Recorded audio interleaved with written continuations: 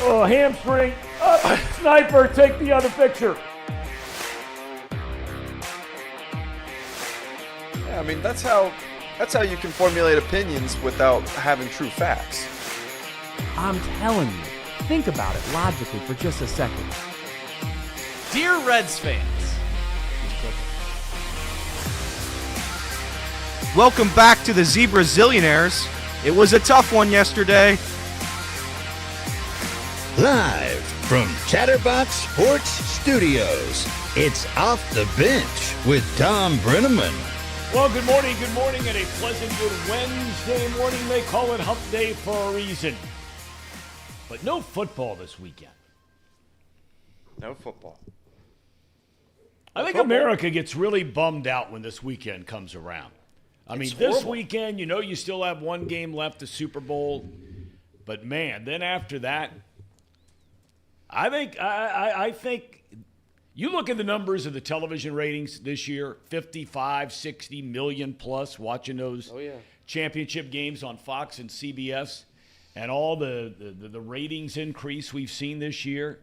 People get bummed out, man. I'm already bummed out. I looked at my wife on Sunday. She's like, what's on TV? I was like, well, the conference championships. And I looked at her and I said, there's only 3 more football games. Yeah. I'm not ready for that. A lot of wives are probably ready for it. Oh, absolutely. And I don't mean to, just say that there aren't women that are football fans, because, of course, there are a ton of that are football fans, phenomenal football fans.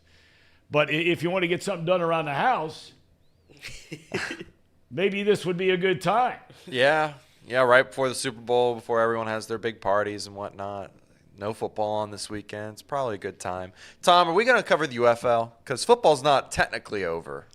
I think football's over. What do you mean? We got a whole spring league to cover. Well, this is a big deal because they combined, right? Yeah. XFL and the USFL. Yeah. So maybe it'll be pretty good.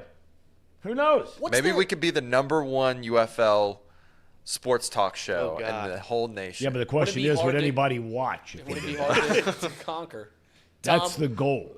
Well, so would anybody watch if we talked about what is it, UFL? I think it's the UFL.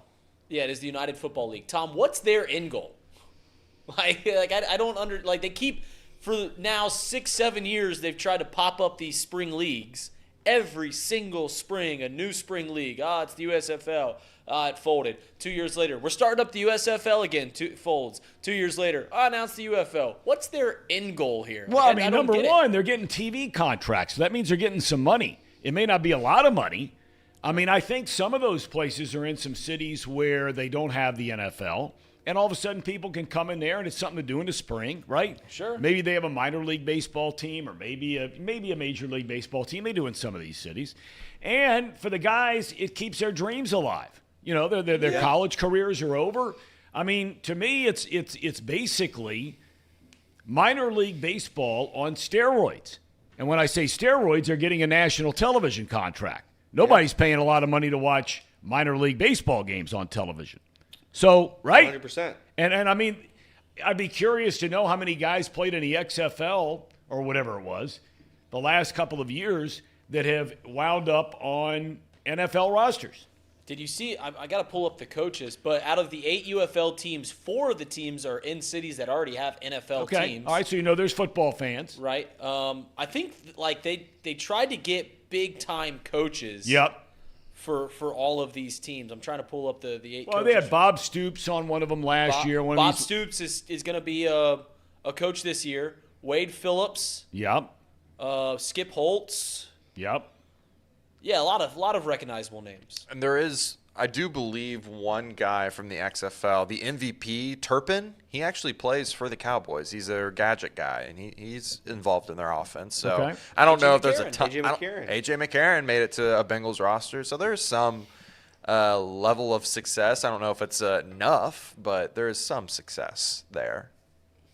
But yeah, I mean, I see the chat right now. They're saying that the best time for that sports watching is probably going to be Reds. Well, there's no doubt about that. Yeah, there's no doubt. But I mean, we can't sit here, 2 hours every day and talk about every move that David Bell made, right? Or talk about Zebra's guy, Ian Jabot, pitching for the 17th time in April. That's the prince that was promised, Tom. As Reds fans this year, he's our guy. You can talk about all these rookies, but why not talk about the man from Great Britain himself, Harry Potter's older brother, Ian Jabot. All right, we welcome you to Off the Bench, presented by United Dairy Farmers. Lindsay, good morning. You're just sitting over there very quiet. Morning. You know, you're like a church mouse over there. I'm just listening. I'm taking it all in. Are you ready for football to be over, or do you enjoy football weekends? I enjoy football. I'm excited for the Super Bowl. I'm excited to see that. Who are you rooting for? The Chiefs. And not because of Taylor Swift. I'm actually rooting for the Chiefs because I like the Chiefs. Okay. All right. Okay. We'll get into who we're rooting for as we move ahead looking into next week. Not going to talk a lot about the Super Bowl today. We'll talk about some NFL news. We have Charlie Goldsmith coming up shortly. Talk about some Reds. Also talk about Duke Tobin, who basically is a de facto general manager of the Bengals. Basically. Mm-hmm. He's down at the Senior Bowl, and he went on the record, lengthy comments. Really didn't say anything that we didn't already know. Whether he was asked about Jamar Chase's contract or T. Higgins' contract or Jonah Williams. These were a number of topics that Duke talked about with Cincinnati.com yesterday. We'll get into some of that with Charlie coming up in about 15 minutes from now. We come your way Monday through Friday, 10 to 12, and we're presented by United Dairy Farmers. You can join us on YouTube, Chatterbox Sports. We broadcast live on X at CBox Sports. If you'd rather join us in podcast form, search Off the Bench with Tom Brenneman, and you're dialed in. Well, with a week before the Super Bowl, college basketball takes center stage for a short while, and that's certainly the case here in the Queen City. Both UC and Xavier are looking for strong finishes if they have any chance to make the NCAA tournament come March. We start with the Bearcats. They play at West Virginia tonight with a chance to even their Big 12 record at 4-4. Now, WVU is a very hard team to figure. You look at their record, and they're 7-13 on the year. And we know what happened right before the season started. They had brought in this incredible transfer portal class, great recruiting class, but then Bob Huggins loses his job. And 3/4 of those guys left. Okay? So they got off to they were losing to terrible teams early in the year. So they're 7-13. But at home here recently, they just beat Texas and they beat Kansas. But then last week, they had back-to-back road losses at UCF and Oklahoma State. Go figure. And will Huggins be there tonight? Apparently, he's been at a few games this season since being fired back in October. That'd make it interesting. Tip-off at 7. Again, behind that paywall known as ESPN+. Boy, you go to this news conference and this is what you get. We'll get into that sometime down the road. For Xavier, legendary head coach Rick Pitino is healthy again. He just came back from a bout with COVID. He brings St. John's to the Cintas Center tonight. Buskey's trying to rebound from that 43-point loss to number 1 UConn over the weekend. X-10-10 on the year. The Johnnies come in at 13-7, fresh off a 20-point win over Villanova. That ended a 3-game losing streak. That included 2 one-point losses to Creighton on the road and Marquette at home. Tonight, tip-off is 6:30 at Game on FS1. Also tonight, Florida plays at Rupp Arena against number 10 Kentucky. That game on ESPN at 8. Last night, number 3 North Carolina upset by Georgia Tech. Number 5 Tennessee falls to South Carolina. 14th ranked Illinois beat Ohio State in Columbus 87-75. And look, Chris Holtmann is on the hot seat as Buckeyes head coach. Been 7+ years now. Much was expected on this very talented roster. And Ohio State is just falling apart as this season goes on. Number 21, Dayton, goes to 17-3 with a 22-point win over George Washington. And in the MAC, Miami and Ohio University both get wins last night. Congratulations to Tom Izzo. Got his 700th career coaching win last night, every one of them at Michigan State University. And he beat Michigan to get number 700. He's already a Hall of Famer back in 2016. He started as head coach of the Spartans in 1995. NFL news, couple of hotly pursued offensive coordinators are staying put rather than pursuing head coaching jobs. Ben Johnson will stay as OC in Detroit. The same for Bobby Slowick in Houston. Both have been rumored for head coaching gigs in Seattle and Washington. In baseball, John Angelos has agreed to sell the Baltimore Orioles to the Carlyle Group co-founder David Rubenstein for a reported $1.72 billion. That's B with a B, a B, a B, a B, a B. Rubenstein is from Baltimore. That's B, a B, a B, a B, a B. He made his money on Wall Street and made a lot of it, boys and girls. Those are the guys, it's funny. I thought of that Baltimore thing. And look, people, you can go back and forth and whatever you want to do, I don't care. It doesn't matter to me. It really does not make a single sliver of difference to me one way or the other who owns the Reds. I don't care. But this is where you get into Baltimore is so similar, the Orioles franchise, to the Reds in so many ways. They have this great history. They have a great fan base. The market sizes are quite similar. They've gone through these rebuilds, and they've gone in some years back when the Orioles had, strangely enough, the last time the Reds were good, Davey Johnson was a manager, and the last time the Orioles were good until the last 2 years is when Davey Johnson was a manager. But they've gone through phases where they've spent some money, then they've broken the thing down, and then they'll stink, and they'll lose 100 games and all this kind of stuff. And now all of a sudden you get a guy who is a multi-billionaire. Now, Peter Angelos has a lot of money. Bob Castellini has a lot of money. They don't have the money that these Wall Street guys have. No. I mean, the guys that are like buying the Commanders and now buying the Orioles and those guys that bought the Dodgers. These guys are big, big, big money guys. And if you're an Orioles fan right now, considering, as I mentioned, that Rubenstein is a Baltimore native, so you know that he loves the Baltimore Orioles. Chances are, anyway, right? He must, because now he bought them. Right. I mean, wouldn't you have incredible hope if you live in a city like Baltimore? Your talent's there, right? Mm-hmm. Your farm system is producing great players. You finally had quite a year last year after building on it the year before, kind of like the Reds, momentum going in the right direction, and now you get a guy who walks in the door that's just flush with cash. Yeah.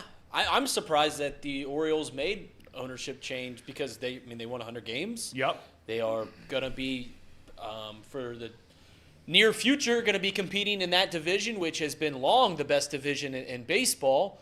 So this is a team that can absolutely win a championship, certainly have the talent, and they change ownership is a little interesting. But, yeah, you got to be incredibly excited if you're an Orioles fan. I've always wondered this, and I guess commissioners run, or the owners run every league, so there's no way to fix it. But I feel like if you're going to own a team, and maybe some guys are locked in because of how long they've owned their team, I really do think maybe if you're not going to do a salary cap, if you're not going to do a salary floor, maybe there should be like a net worth check. If you're going to own a team, maybe you should have like a stock portfolio that's in the well over billions.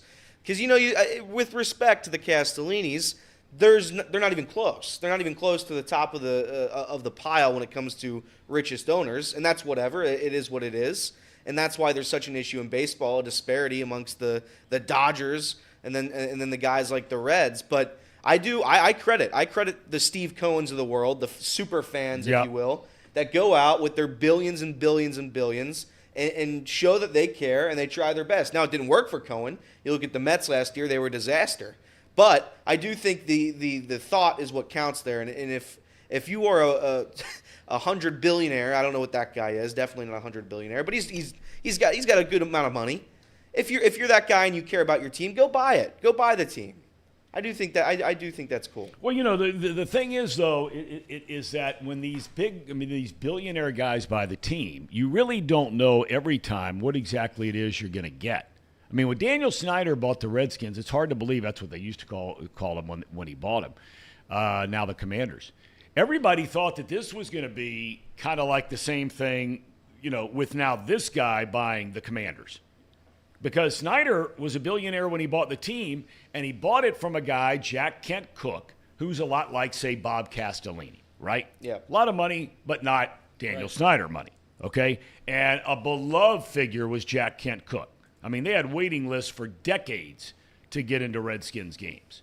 Well, Snyder, he spent a lot of money, but, man, he spent it poorly. Terrible. I mean, you mentioned Cohen last year. I mean, they're going out and signing 40-year-old pitchers to, $40 million contracts. Right. Yeah. Right? Brandon Nimmo to $170 million or whatever. Right. Brandon Nimmo got. And the Dodgers, with all the money they spent last year on their team, they still didn't get to the World Series. In fact, they got swept in the opening round of the playoffs by a team that they won a divisional championship by 15 games, whatever it was last year over Arizona. Yeah. So, you never know at the end of the day if one of these guys, if it's going to be an ego thing where they get their hands on everything and they start making decisions that they shouldn't be making, whether they hire the right people to make those decisions, whether it be a president of baseball operations, Andrew Friedman still out there with the Dodgers, whether it's, the general manager you have for the team, the manager you have for the team, all those kinds of things. These are smart guys. They've made a lot of money, but it doesn't mean they're going to be great owners. But I think most fans feel like if I had an owner with more money than the guy that used to. I mean, Carl Lindner for many, many years, and a lot of guys your age don't remember this. Carl Lindner for many, many years in Forbes magazine was in the top 10, some years the top 5 wealthiest men in America. I mean, he was here with the Warren Buffetts of the world. Yeah. Right? He owned everything. And he didn't go out and spend money like a drunken sailor. Yeah, and I think I don't even know if it's like spending like the Dodgers and the Mets do, like crazy people. But it gives like fans a sense of, I don't know if the word is safety or security, knowing that they are able to. Maybe that's the word. Maybe the hope that this owner will be able to do something if you need to go out and spend for 4 or 5 guys to change an offseason, to change a team. What is Molly talking about? Tom, don't be afraid to be politically incorrect here. It's when you mentioned the Commanders. Well, I mean, I was just saying, when he bought them, that's who they were. They were the Redskins. Yep. And then he changed their name to the Commanders. Okay. We got Charlie Goldsmith coming up here in a matter of minutes. Later on, we'll have Brian Billick, former Super Bowl winning head coach for the Baltimore Ravens, to talk about, the Super Bowl and about, some of his impressions about the playoffs. Really be interested to hear what Brian has to say about the Baltimore Ravens and their epic collapse over the weekend against Kansas City. But a pleasure to be joined. Very good friend of the program from Cincinnati.com, our main man, Charlie Goldsmith. Charlie, good morning. What are you going to do without football this weekend, Charlie? We were talking about just before you came on. Well, this weekend is on my dad's 75th birthday party, so a lot of festivities going on this off weekend. Very nice. Well, wish him a happy birthday. Will do. That's awesome. Good stuff. Is he here in town, I assume? Yep, in Cincinnati. Okay. All right. Well, wish him happy birthday from all of us here on Off the Bench. I know that your colleague, Kelsey Conway, had a chance to catch up down at the Senior Bowl with Duke Tobin, basically the de facto general manager of the Cincinnati Bengals. I really like Duke Tobin as a guy, and I think he's done a great job for this franchise. But he's not going to come out and really directly answer a lot of the questions I think a lot of the fans want to have answers to. When do you think we start getting some real answers to some of those questions? Well, the Bengals way is, Duke Tobin drops this line off, and I'm not going to break any news today until there is news. And then just the Bengals' approach is, when there is news, typically it's Zach Taylor and not Duke Tobin being the one to speak. So, an answer on T. Higgins, he's not going to say we're entertaining offers on trade offers on T. Higgins. And then if they did trade him, we'd talk to Zach. So you probably won't get clear, direct answers from the front office on this as these processes go on. What do you think at the end of the day? And look, you can throw it under one huge umbrella and just say, duh. I mean, they're looking at everything. But do you think there are particular areas of focus while Duke Tobin and some of his guys are down there at this Senior Bowl this year? Some years would be more than others. Like in 2021, they spent the whole time looking at offensive linemen. But this year, what could the Bengals do in the draft? Well, they need a running back or multiple running backs. need a receiver or multiple receivers, a tight end or multiple tight ends. They want to add depth on the offensive line. They might add a starting right tackle. They want to add a defensive tackle. They need depth at linebacker because Akeem Davis-Gaither and Marcus Bailey are free agents. Lou Anarumo is always interested in secondary depth, and they need a punter too. So that makes for a pretty busy process for the smallest front office in football. So evaluating everything, a lot of the projected first round target guys aren't there for them right now. So looking at the draft as a whole and getting some important interviews in for that background information. Charlie, I'm curious because a lot of people don't understand this, or maybe they do, or maybe they just don't care.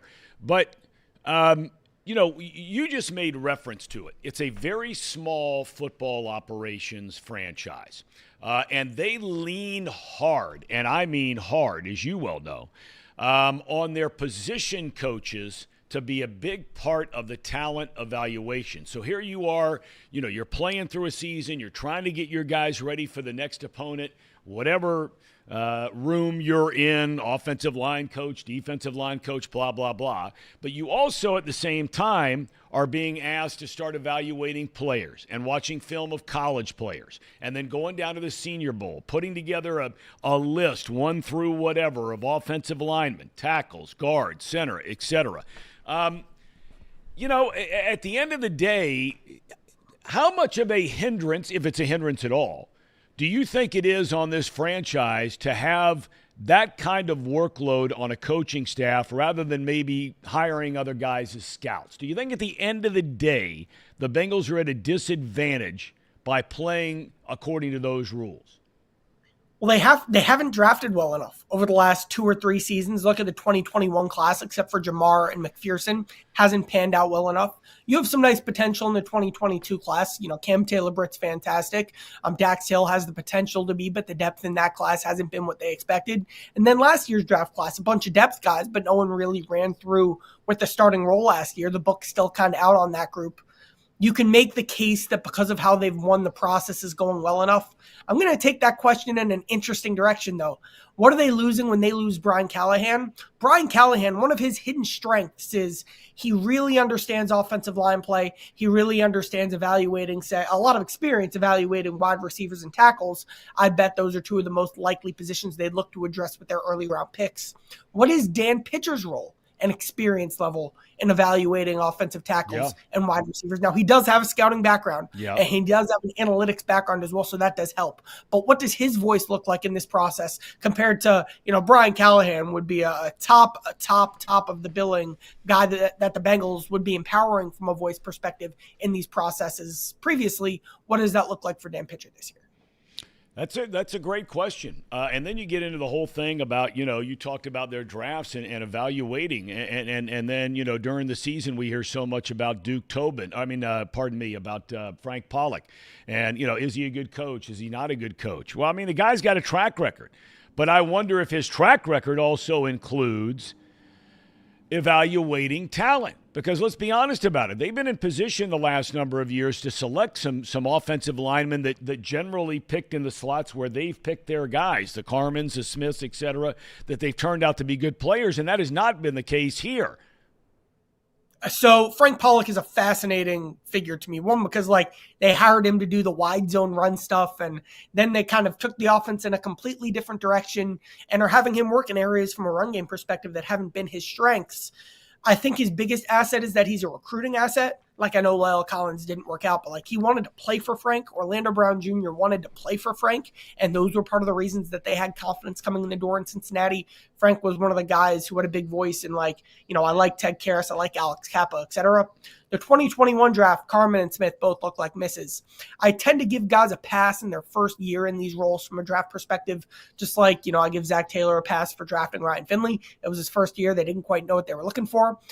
They've drafted one offensive lineman since then, and that was Cordell Volson, who has been a hit. I think that this next, phase of linemen they draft, that's when we'll really know how Frank Pollock is from an offensive line evaluation perspective. Look, everybody has their opinion on it, Charlie, and but you're around the people that are the decision makers on a pretty frequent basis. You just went through a laundry list of things that they're going to have to address during this offseason. But if you were to prioritize 1, 2, 3, what do you think they are? Doesn't have to be in any particular order, but narrow down the 6 or 7 or 8 to if they got these 3 things done, then you'd feel really good about where they're headed.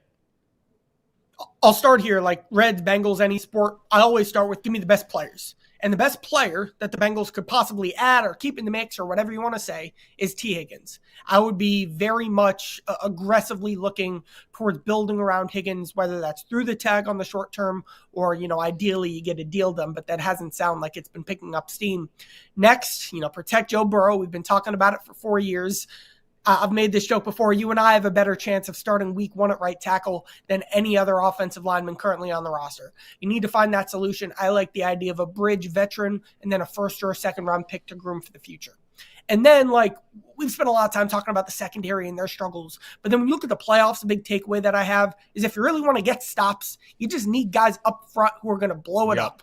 Look at all the ways the Bengals have lost in the playoffs. That's how you beat these types of offenses like the Bengals. I look for a pass rushing defensive tackle and make a really aggressive move there. Whether there's a really good class of those in free agency, starting with Christian Wilkins, who fits a lot of what the Bengals look for. And then in the draft as well, you got Newton from Illinois. You got a guy from Texas as well, who could be options in the first round. So guys like that can be a starting point to improve your pass rush. All right, let's shift gears over to the Redlegs. I continue to be very surprised. I mean, there's a part of me that understands why they're not getting a little more love from the guys in Vegas talking about the Reds as far as their over-under win total. Now, look, those guys miss. I mean, they're not perfect, although historically speaking, they're pretty good. That's why they have these buildings that cost billions of dollars, and they continue to build them right there on the Strip of Vegas, right? I think they know what they're doing. But they've been wrong before, and they were wrong about a lot of teams last year. But with the offseason the Reds have had this year, I'm a little surprised they're still sitting in that 80 to 81, 82 range as far as wins are concerned. Are you? So I'm at 86 wins with them right now. So, yeah, I'd have them higher. I obviously don't know how this Vegas stuff works, but here's my theory. Look at the rest of the division. I would say you have some bigger, more established players on 3 other teams in the division. You have Swanson and a very experienced Cubs lineup. Steele, who was a Cy Young candidate last year. The Brewers, Adames, Contreras, Burns. They have a Chirino, a top prospect as well. The Cardinals, Goldschmidt and Arenado, one of the best 1-2 punches in the National League. The Reds obviously have less of a track record, less on paper, less counting stats because it's such a team, or it's a team that is so reliant on young talent. Now, I'm very high on a lot of that young talent. I think Matt McClain and De La Cruz and Marte and Green and Lodolo and Connor Phillips and guys like that can become these types of players who are perennial, this doesn't exist, but first team all NL Central type players. I think they're on that track. They're not there yet. I would say there are more experienced first team all NL Central players on, these other teams except the Pirates. And that's probably a big reason why Vegas is higher on them. I was stunned the Pirates in the most recent over-under I saw. The Pirates, and Reed has talked about them before and some of the talent they have, that they're only 2 wins behind the Reds. I'm worried about the Pirates this year. The Pirates were, the Reds struggled a lot, especially early in the year against the Pirates because they play Pirates baseball. We all know what that means. I'm very concerned about their pitching depth. How worried were we at the start of the offseason about the Reds' pitching depth? And they went out all right. They got Montas, they got Martinez, they got Pagan, they got Suter. The Pirates added worse versions of all of those pitchers. They got Martin Perez, they got Bailey Falter. I think they got him in the middle of last year. They got one other guy like that to address their rotation. They added hopefully 5th starters to address their biggest weakness, and then they got Chapman to fix their bullpen. I'm not sure that solves the pitching depth problem they have. And then they don't have Green, Lodolo, and Ashcraft. They have Paul Skeens, but I wouldn't expect him at least until very late in the season. They don't have the top-line talent. They don't have the depth that the Reds have in their pitching staff, and they have some of the worst pitching depth, I think, in all of the National League.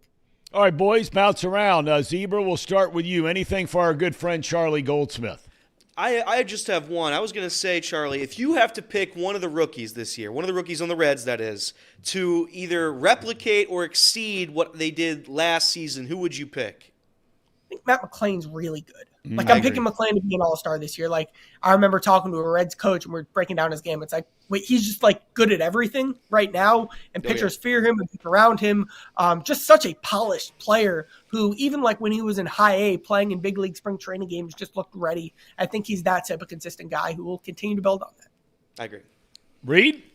First, I just wanted to comment. Charlie, you're looking fresh today. The Eddie Bauer pullover, real sharp, fresh cut. You look great. I just wanted to compliment. You look great. You talked a little bit about T. Higgins, and you think, I mean, there's a lot of routes that you can go there. You can tag him. You can tag and trade him. If T. Higgins isn't on the Cincinnati Bengals next year, do you think Drew Sample can step up and fill that talent gap? It's funny because you're onto something. If they lose T. Higgins, I think tight ends will be a big part of the plan to replace T. Higgins. And you'll see the Bengals try to become a little something different offensively that features the middle of the field more through receiving threats at tight end. Now, is that Drew Sample? They'd love to have him back, but obviously in a different role. But you are onto something. Tight ends could be a big part of replacing their production. Yeah, because that's something that the Bengals have shown that they don't value overly, right? Like tight ends, I mean, they've gone out. C.J. Uzama, they let him go. They get Hayden Hurst, and then they let him go, and they get Irv Smith. Do you anticipate that tight end will play a bigger role in this next iteration of the Bengals? So I think that's a misconception, or I know that is a misconception that the Bengals don't value tight ends. If you rolled the dice 100 times of their off seasons in 2022 and 2023, more often than not, they would have ended up with more aggressive investments than Hayden Hurst and Irv Smith at that position. But the way the board shakes out, the way the draft shakes out, all of these things happened where the Bengals didn't end up in a spot. You know, they didn't expect Orlando Brown Jr. last year. It would have been much more likely if they would have had a higher upside tight end than that. That's just not how the cookie crumbled. I know they're even interested in having more 2 tight end sets next year, which hasn't really been something that they've done much of at all. So, you got Sample next to another tight end. That's a lot of tight end production right there. And that's like seriously a plan long term. Right. Well, I mean, you look at the teams that were in the Final Four this year, right? And the production they got out of the tight end position. I mean, Laporta, phenomenal rookie year. We know who Kittle is. We know who Kelsey is. And, of course, the Ravens, they even though he was hurt going back to the Bengals game, the kid who replaced Edwards did a hell of a job, a very important part of their offense. So, we'll see if the Bengals try to learn anything. You're always in the business of trying to learn something about teams that have success. Copycat league. We'll see if tight end does indeed become more prominent. KC, before we let him go, anything from you at all today? Nope, I don't think so. You sure? Yep. Lindsay, you have anything for Charlie Goldsmith? Nope. You don't? No. Okay. All right. Charlie, have a great rest of your day. Thanks for the flexibility today of coming on. I know I jacked you around with 3 different times, so thank you very, very much. Good catching up. All right, buddy. Charlie Goldsmith from Cincinnati.com. He'll be on his way out to Arizona here soon. What, spring training's like, 2.5 weeks away, pitchers and catchers? Isn't that crazy? Something like that? Yep. That is wild. That's hard to believe. But these things do keep coming out that I asked him about. And I can't remember what the most recent one was. But they had the Reds at 80 wins. Fangraphs, I think, 79 had them and a half. at 79 wins. Yeah, That's 79 and a half. That's what it was, Fangraphs. Because, I think we can all agree here that based off of what they did last year and based off the improvements that the Reds have added to their roster, that the anticipation is that this team's going to be much better. But there's also, as your dad has alluded to, as someone who constantly trolls the Reds like I do, there's a lot of youth on this team, and you can't always anticipate youth to get better. I know that's what we do. We see someone have a good rookie year, and you anticipate, hey, you're going to get better in your sophomore year, you'll get better in your third year. But that's not always what happens. And there's a lot of players that stood out last year, but I think it's more than rational to anticipate that at least 1 or 2 of those guys don't improve this year.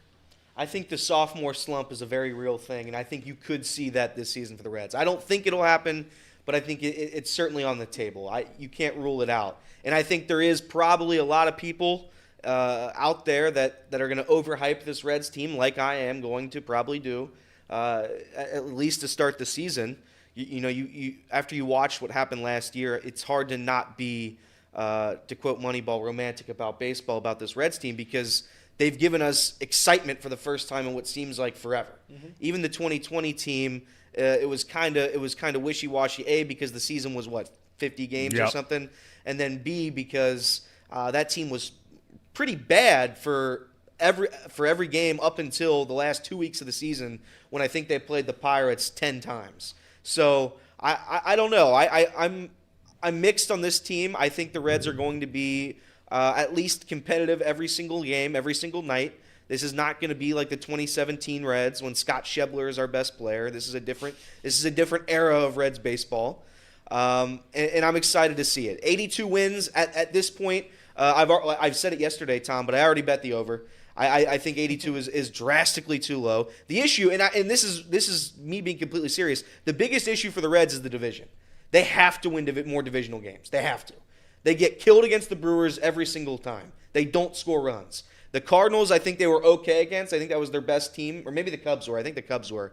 The Reds finished with a winning record against the Cubs somehow last year. I think they didn't have one. And then the Pirates, the Reds, for some reason, at least the past several years, have been struggling against the Pirates. Because they're a nice team. You have to win the divisional games. You have to.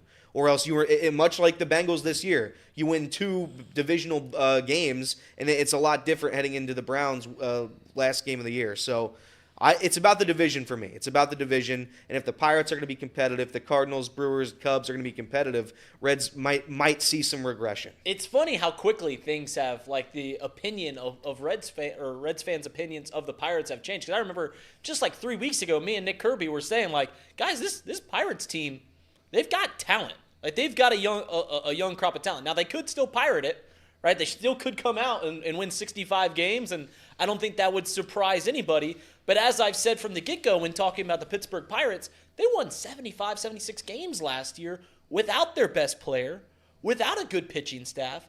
And if the Reds can go from 61 wins to 81 or 82, whatever they won last year, without a good pitching staff, why can't the Pirates do the same thing? So it's just funny how quickly the tone has changed about the Pirates in this area, because they have a lot of talent. They really do. I still think they're going to pirate it. I'll tell you this. I will never bet on the Pirates to be good at anything. Ever. Never.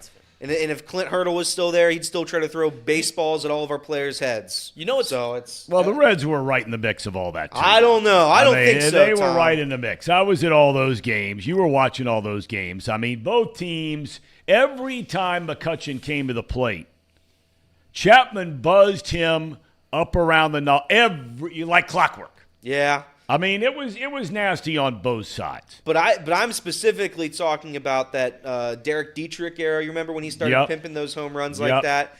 The Pirates, again, I don't respect Clint Hurdle. I think he's a dirty manager, if I'm to be honest. But I think that there is a rivalry there, and if that's what it takes for Clint Hurdle just to whiz balls at us, that's okay. Yeah. I don't think the Reds instigated it. Well, all I know is that the two teams combined that year. I can't remember what the season. It was an all-time major league record for hit batsmen over the course of a season between two teams in a season series. Broke the all-time major league record. Yep. There were guys getting drilled 2-3 times every game. I was going to say this about just real quickly about the Pirates. You know, a lot of talk last year about the Cincinnati Reds and if they should have made a move at the deadline, and I know that was a very divisive thing to get more pitching.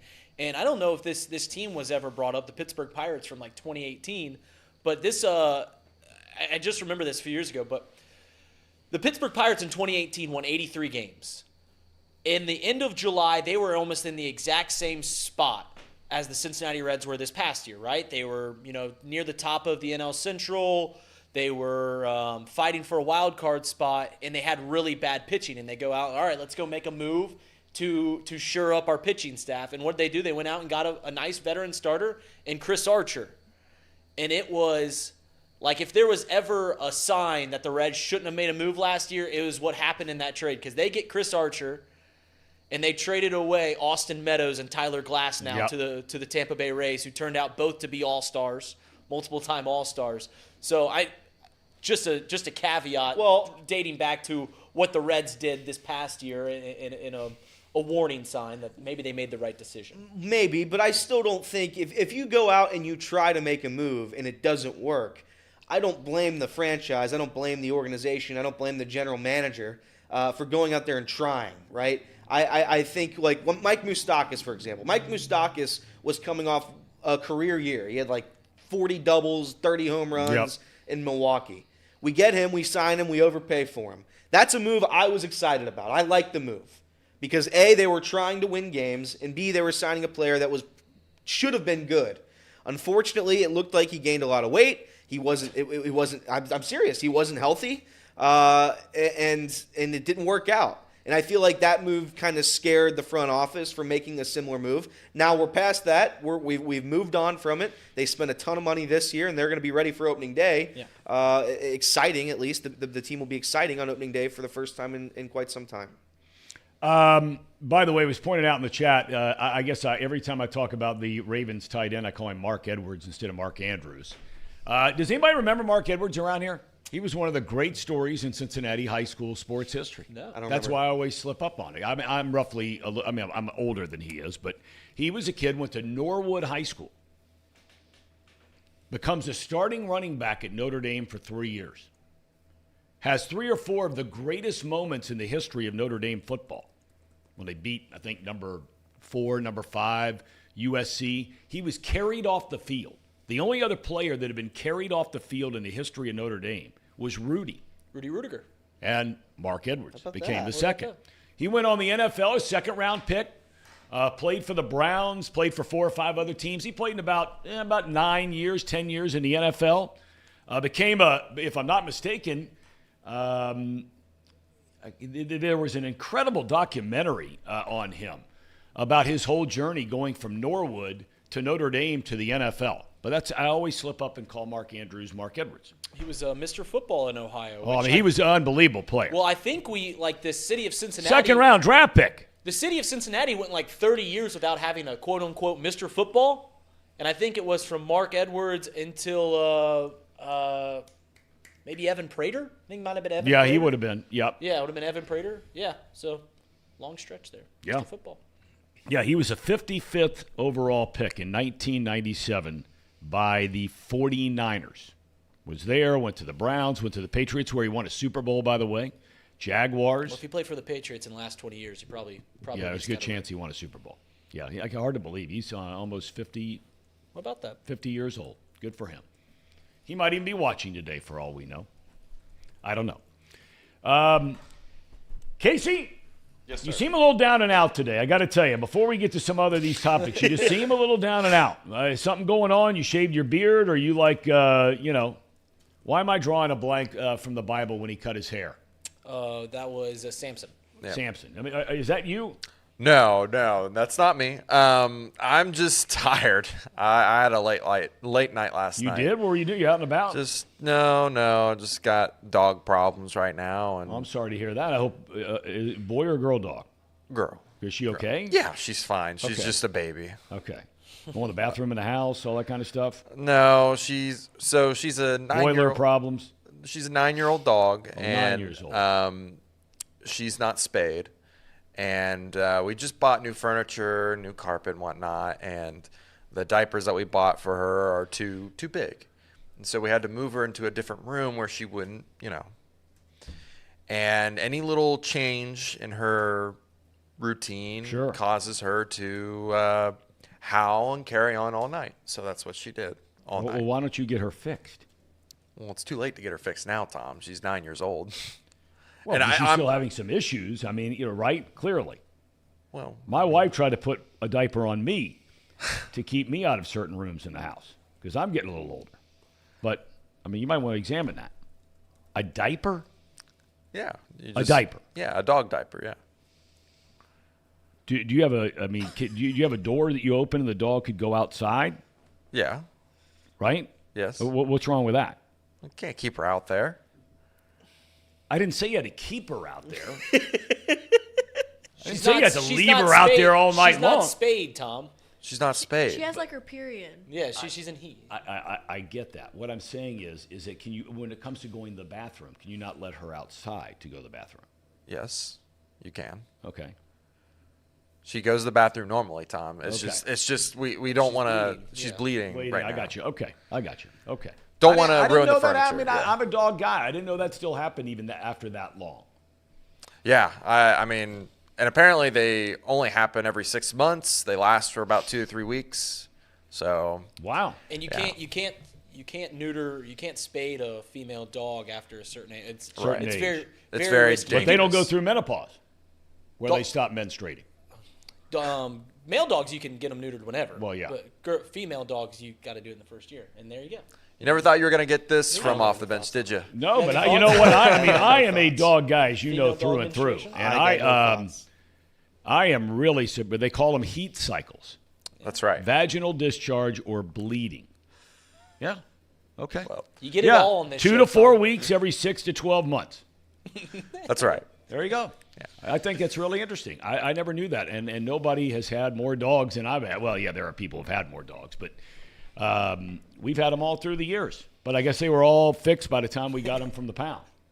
Yeah, and the time I spent being up all night, I actually was spending on the Senior Bowl, which I know we haven't really covered a whole lot, but a lot of great prospects. That's what I've been focusing on during my off time here the last couple of days, is getting to know the draft prospects, building out my board, figuring out guys I really like. Don't have any names to say just yet, but working on it for everyone, so then we can get our picks in, get our DeJuan Jones and Sam Laportas in. But yeah, that's Nick Norman says, where else are you going to get menstrual cycle facts about female dogs? Come right I here, mean, you Tom. get it all, right? You got it all. Get it wrong. I mean, maybe you learned something today. I mean, some of you guys, we drift off, talking about some left tackle out of Texas State. And all of a sudden, you're like, you're in the chat, you're just going crazy. I think it's nice to learn something every now and again. I agree. I mean, maybe you want to learn something about the left tackle from Texas State. Maybe. And that's cool. I've learned a lot. I will say, when we talk about blood, it makes old Elliot a little queasy. So I'm not a big blood guy. It's not about the football or the baseball. It's about the menstrual. That's facts right. You learn along the way. That's exactly right. that's right. But I can't get, again, I say this about baseball players, and I say it about young players. Now, look, they get more pub talking about the Senior Bowl and guys coming out, whether they're declaring early, whether they're a senior. You've watched them play a lot on national TV in many cases. Not all cases. A majority you have not, unless you pay attention, really close attention to particular teams, a lot of them, right? Most of the guys that are coming out in the draft, even hardcore football fans, unless that's your job to follow the draft, don't know who most of these guys are. You're going to know who Marvin Harrison is, but you're not going to know really a lot about the guy who's a right tackle, even at a school like Alabama. And, we've talked to Brian Billick about this before, about drafting and how important good drafts are. Yeah. And how, you look at the two sports we've been talking about here today, baseball versus football. They're so dramatically different in how long the exposure their drafts get. You're getting guys in high school or college. You're making a choice here in baseball. Football, you're getting them at least, 3 years of college football, because that's what they have to play before they can declare for the draft. 3 years in college. Maybe they only play 1 year, but 3 years they play and off they go. So, look, you see the Marvin Harrison Jr.'s of the world and the Caleb Williams of the world and all those kinds of guys. But it's interesting in that when you have a salary cap, even though the salary cap continues to go up, you have a salary cap in football, right, where everybody basically is playing within the same guidelines, right, up to a certain point. You can't have some owner go spend $1 gazillion on free agent players and trying to do, say, what the Dodgers have done this winter, right? And we hear so much about how important it is to draft. And draft well. And when you go through 2 or 3 years where you don't, now because of some of the contracts you're spending, say, for quarterbacks, now you're focusing even more on how well you're doing in the draft because you can't have misses, right? And then you hear the same thing about baseball. Well, the smaller market teams have to draft better and develop better. That's the key word that most people don't pay attention to, in my opinion. And it's the same thing for football and baseball. You can have the best evaluators of talent in the world. You can have a guy who just has a great eye for being able to go watch, and this is a name from the past, but his story was just unbelievable, was Andre Dawson, Hall of Famer. He's playing down at Florida A&M. and a baseball scout goes to watch a different player. And there have been a ton of these in every sport. Same thing with Sam Hubbard when he went to Moeller High School and he saw Sam Hubbard out playing dodgeball. And he went there to talk to some other kid. He's like, who's that guy? Well, some guys just have that eye for it. But the word that gets lost frequently for me, and what separates the baseball teams and the football teams, the good ones from the bad ones, is what happens once you get them here. What happens to them? We talked about Jackson Carman.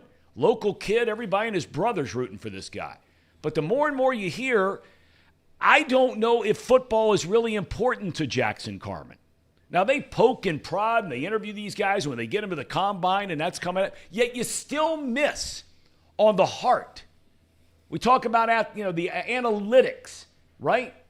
That's why I don't go crazy about this draft stuff. I mean, we're going to have to on this show. But, I mean, what do you really know at the end of the day? What do you really know about the right tackle out of Alabama? And what he's going to do once you get him in here. What are the 4 things that they look at, right? The size of the athlete, the athleticism of the athlete, the technique of the athlete, and then the big question mark, as you alluded to with Jackson Carman, is the drive of the athlete. Very few prospects have all 4, right? Yep. There are certain things, like Jackson Carman had the size, and he had the athleticism. Did he have the technique? Not so much. Did he have the drive? It appears not. So, yeah, I mean, that's the question mark, right? And that's what the good teams do. They draft well. They solve those things. Out of those 4 things, how many do we have with this athlete right here? And you could argue, what's the most important out of those? Yep. Some would say their size, right? How can you be a good O-lineman if you don't have the size? How can you be a good wide receiver if you don't have the athleticism? But I would always argue, and a lot of people would argue, what's all that good for if you don't have the drive and you don't want to do it, if you don't want to show up and be the best you can be every single day? One thing I will say about offensive linemen evaluating, you can tell the guys that have drive because usually they're the guys that don't stop till the whistle's blown, that are driving guys outside of the camera view. And those are usually your top prospects. But guys that are like Jackson Carman, who had problems finishing guys off, like you can kind of tell when a guy is supposed to be the strongest athlete and he's not finishing guys off that. And what I mean by finishing them off, I mean like taking them to the ground or getting them out of the play, pushing them outside of the camera view when you're watching film, stuff like that. Like Pahhni Sewell was great at that.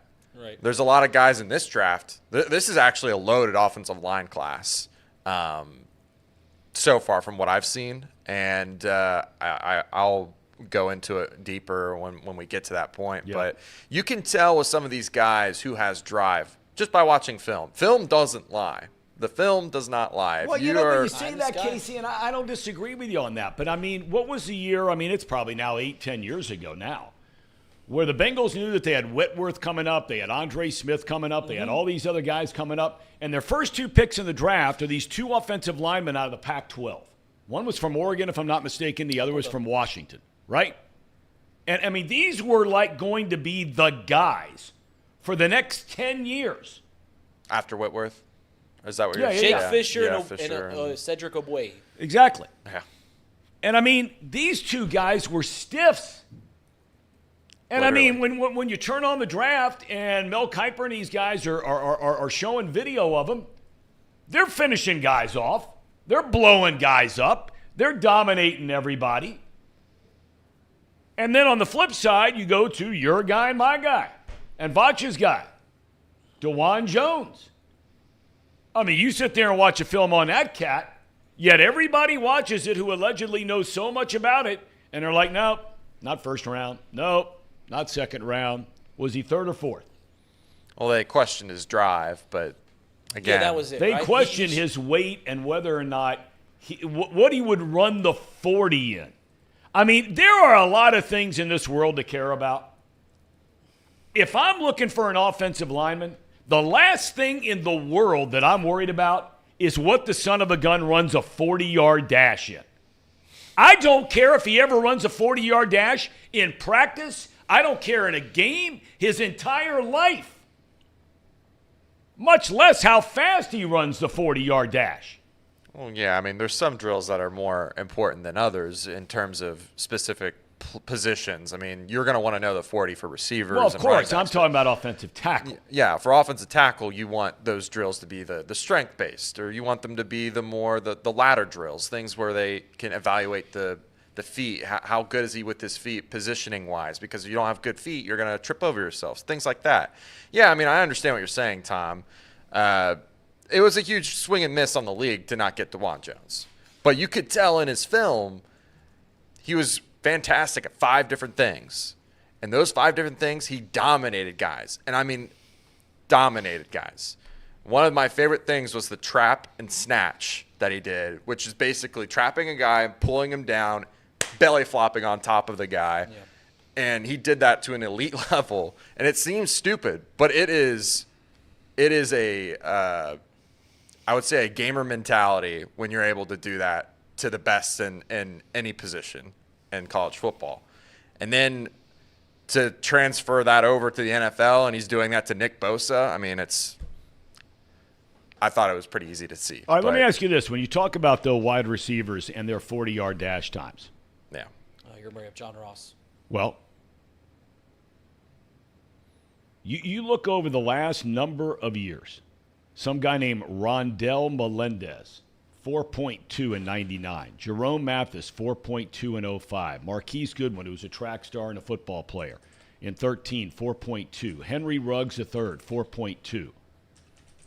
Eric Stokes, 4.3. Rondale Moore, 4.3. These are some of the guys that have been drafted over the last number of years. All of those guys, and many, many more, run a faster 40 than Jamar Chase. Well, I mean, like, Tom, where is the line here? Do you really think you have to have a guy who's running a sub 4.5 40 to make a decision if he's going to be a great wide receiver or not? If you're asking, is speed important to the wide receiver position, it obviously is, Tom. But no, the 40-yard dash shouldn't be the only thing you draft a guy on. Like the Bengals drafted John Ross III on. I mean, we drafted him because he was the top. He broke the record, right, in the 40-yard draft. That should not be what you draft a guy for. But yeah, speed's obviously important when it comes to the wide receiver position. I'm not disputing I know that. you're I'm not. just saying that. I mean, everybody thinks, oh God, I got to have the guy that runs a 4.2. I got to have the guy that runs a 4.3 or the 4.4. Well, it's not. It's not just that. Like I know it's not just that. I understand that. But you were the first. You just said it a second ago. It's really important in the wide receiver. I don't know if it's really important. I think it's important. I think there are a lot of other things I'd rather have in a wide receiver. First of all, can the son of a bitch catch a ball? That's what I want to know. That's fair. Is he durable? Does he get on the field? Yeah, but I mean, like I said before, film does not lie. Film is king. But I'm trying to find the stat that proves my point here. But out of all the Pro Bowlers and the All-Pros that were selected, about 85% of them had fantastic RAS scores, which you know how I feel about the relative athletic scoring. Right. That is important. It is important to test well and be the best athletes on the field as well. There is something to be said about your cerebral ability to be able to read defenses, to be able to find the open space, to be able to make the right cuts, find the open holes, to be able to do the right moves in pass rush, all that. But you got to take each thing at face value and say, okay, well, if he's not this fast, then we can't do this with him in our scheme. That's true. And that's what I'm talking about. Like for the Bengals, it would be great for them to find a guy that was able to break 4.4 in the 40 time, because we don't have a really fast guy. We have downtown Charlie Brown that can run east and west. Well, you can't get him on the field. And you can't go north and south, though. But you get my point, Tom. Yeah, I know. Like those are things that you look for when you're starting to get guys that are on the same talent level but have different type of skills. A guy that maybe runs a 4.55 in the 40-yard dash but has great hands, okay, that fits more the T. Higgins mold. We probably want to find a guy that can replace T. Higgins. Well, what about Tyler Boyd? Tyler Boyd ran like a 4.5 as well, but he had he had more of the better cone drills, so he was quicker. He was able to make quicker moves, so you're looking for a smaller type of guy to fill in that role. That's what I'm talking about when it comes to some of these drills, and that's why it's important to be an athlete. Right. It's like the best comparison I could give it is like there's multiple ways to get guys out as a pitcher, right? I mean, you could throw there's multiple ways to do it. But when you throw 100 miles an hour as opposed to 90 miles an hour, it makes it a little bit easier when you do have that fastball. And that's all they're looking for when you're looking at multiple wide receiving talents. And you got a guy that's, pretty similar prospects, but one guy runs a heck of a lot faster, it just gives you an edge there. That's all it is. I agree. But, again, but you just bring up another topic. We'll get into it another day. And, I wish I had $1 for every time I've heard guys that have been around baseball a long time. What are we getting with all these guys now throwing 100? What you're getting is a bunch of guys that can't throw the ball over the plate, and you're getting a bunch of guys who are broke down guaranteed within a year or two. Look no further than Hunter Green. Look no further. Throws harder than all of them, and you can't keep him on the field. I hope and pray. And he can't develop. He hadn't developed a second pitch for that matter. He's got decent slider, and when it's on, it's pretty good. But, and look, you could sit here and say, well, I'll give you, 6 of the hardest throwers in baseball and how they did last year. Okay, that's fine. But also let me see about there are a lot of guys. There are a lot more of the guys that are throwing hard that are struggling than guys that are throwing hard and just dominating everybody out there. The best pitcher in baseball for the last 25 years, not even close hands down, has been Clayton Kershaw. He's not throwing 98, 99 miles an hour. He threw upper 90s when he first came up, but now he's certainly and has been for a long time not throwing that hard. Yeah. You get worn down after a while. All right, let's get to some of this with our main man, former Super Bowl winning head coach, Brian Billick, kind enough to join the program. Coach, good morning. How are you today? Good morning to you. Good to see you, buddy. Hey, question for you. We're sitting here talking about speed or evaluating players at the Senior Bowl. You were just at one of the bowl games here recently and coached in it. As time goes by, have you changed your mind one way or the other on how much evaluation you put into just some of the pure physical skills of a guy? We were talking about, for example, there were a ton of guys that ran a faster 40 than Jamar Chase. A ton of them, right? The fastest guy that ran the 40 was one of the biggest busts in the history of the Bengals in John Ross, okay? As time has gone by, and they do all these different drills, whatever it might be, and evaluating players just based on the physical skills. Are they putting too much weight into that now? No, not. You have to look at it in the cumulative. You're right. To place too much value in a specific, 40 time or a bench. If you look at it in an isolated and say, oh, this guy ran a 4.25, a 4.3, that means he's going to be a great football player.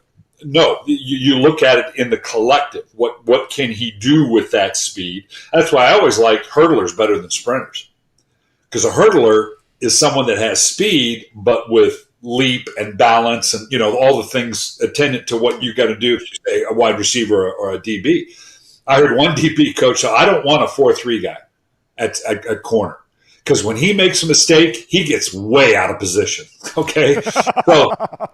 One of those things where you have to look at attendant to the other things, the other physical skills, and then make the decision: do they add up? Does the sum of the parts equal the whole, so to speak? Because there's a lot of guys with individual. How many guys go to the combine and just blow it out of the gym, and all of a sudden you get all excited about this guy, but then you get him on the field, and for whatever reason, it doesn't translate onto the football field. So, yeah, you have to look at it in the cumulative. All right, well, let me ask you this, because you've been there during the Combine. We read about these test scores and these tests and these things that they give the players, and they're poking and prodding physically and all this kind of stuff. At the end of the day, do you feel like teams are getting a real read on a guy's heart or drive or will to be great or will to be win? Or is that not caught up with the physical part yet? Yeah, it's all like anything that has to do with analytics. It is a resource and a tool to help you make the cumulative decision. You're right. We have, with all the personality testing and the Wonderlic and all this, are we really better at quantifying, okay, if this guy has this score or gives this answer? It's simply a matter of a data point that says, well, a majority of guys that scored X did so-and-so. So you certainly factor that into the equation. But again, it's that art versus science. How much of my institutional knowledge of what we're looking at says that, okay, this is an indicator. I always say the combine is a place. It's the great thing about the combine is make me go back to the tape. I mean, one of three things happen. You go in, you've looked at the tape on a player, you now look at him in shorts running around, and you're going, that's the athlete I thought I saw on film. So it revalidates what I saw in the film. Or it's, this guy, that's the kind of athlete I expected because he doesn't look to be a very good football player. The best part about the combine for me was when I saw a player and it made me go back and look at the tape. Boy, this guy's a really good athlete. I need to go back and look at the tape, some more tape, because I didn't see this as a player, but this is a pretty good athlete. Maybe I need to look at more tape. So the idea was, that the tests or whatever that give you an indicator, but ultimately, does it push you back into going back into the eyes-on, hands-on evaluation to maybe get you to reevaluate and look at that? Okay, interesting, very interesting. I want to talk about the Ravens and what happened to them over the weekend. Brian, that was not reflective in any form or fashion on multiple fronts, whether it was the way they handled themselves during the game, whether it was the production and the execution in the game. What happened to Baltimore? I think you had two very good teams, and Baltimore at home, and what I think the better team. I mean, if you want to quantify it bit by bit, there again, here's the actual example. The sum of the parts didn't equal the whole because Kansas City won the game and deserved to win the way they played. I think what you saw was a cascading set of events from their first 3 and out to then Kansas City chewing up 6 minutes of the clock for a touchdown. Ravens came back and had a touchdown, but then Kansas City responded to that, holding onto the ball for almost 10 minutes and a touchdown. So now all of a sudden, Baltimore's in this cycle where they're used to being ahead on time of possession, controlling the clock. They're now behind the curve a little bit. Now, it was early, but it was also Patrick Mahomes. And I think what you saw was a Lamar Jackson and an offense that felt like, even though they were only down 14-7, and then what happens is they fumbled, they throw an interception. Nobody did anything basically the rest after that initial flurry of scoring. And in the second half, the defense rebounded a little bit, obviously. Nobody did anything until what? The interceptions, as usual, and what loses the game. Turnovers, fumble, and interception. So I think what you saw early was Baltimore getting caught in a bad rhythm of the game, unfamiliar territory, tried to keep up, and that's what led to the ineffectiveness for them. And they didn't get to play the game they were capable of playing and couldn't measure up. And then you see the emotion and the dumb mistakes, and that started cascading in. Brian, around here, I had made the comment a year ago. The Bengals had been to back-to-back AFC championship games. They had been to a Super Bowl. Expectations are huge. But I had made the comment that, if Joe Burrow in the next 2-3 years, now this year was a wash because he got hurt, but if he doesn't win a Super Bowl, you and I both know that narrative starts out there, right? The narrative is going to start whether it's fair or unfair. I think we're at a point now where these guys have been around long enough, Lamar, Burrow, Josh Allen, they can't get out of their own conference, Brian. They can't get out of their own – now, Burrow did 2 years ago. But, I mean, that narrative now is becoming louder and louder for those guys. You agree with that? It's absolutely real. And unfortunately, the coaches and the players, they can try to say, well, I don't acknowledge that. I don't see it that way. Well, yeah, frankly, you don't get a vote. Okay, because that is going to be the narrative. And, Peyton Manning dealt with that for a long time. in terms of, couldn't big the big one. And until you do, and here's the hard part with it, with all those guys, it doesn't matter on a day-to-day basis how well you do and win during the course of the season. And even in the playoffs, unless it leads to that Super Bowl win, that narrative is going to continue literally up to the minute that you finish as a Super Bowl champion. And that's a fact.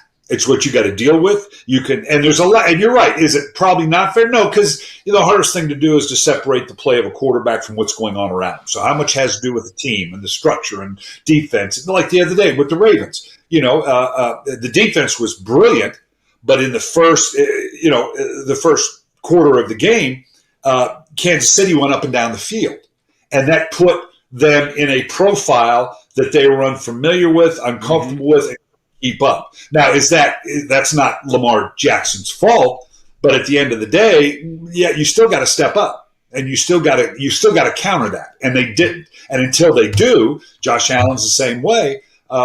It's that criticism is going to be there. That observation is going to be there. Okay, last couple things I want to ask you about. I read where the other day, first 2 years in the league, the most wins by a quarterback in the postseason now belongs to Brock Purdy, even though he started and did not finish the NFC Championship game a year ago.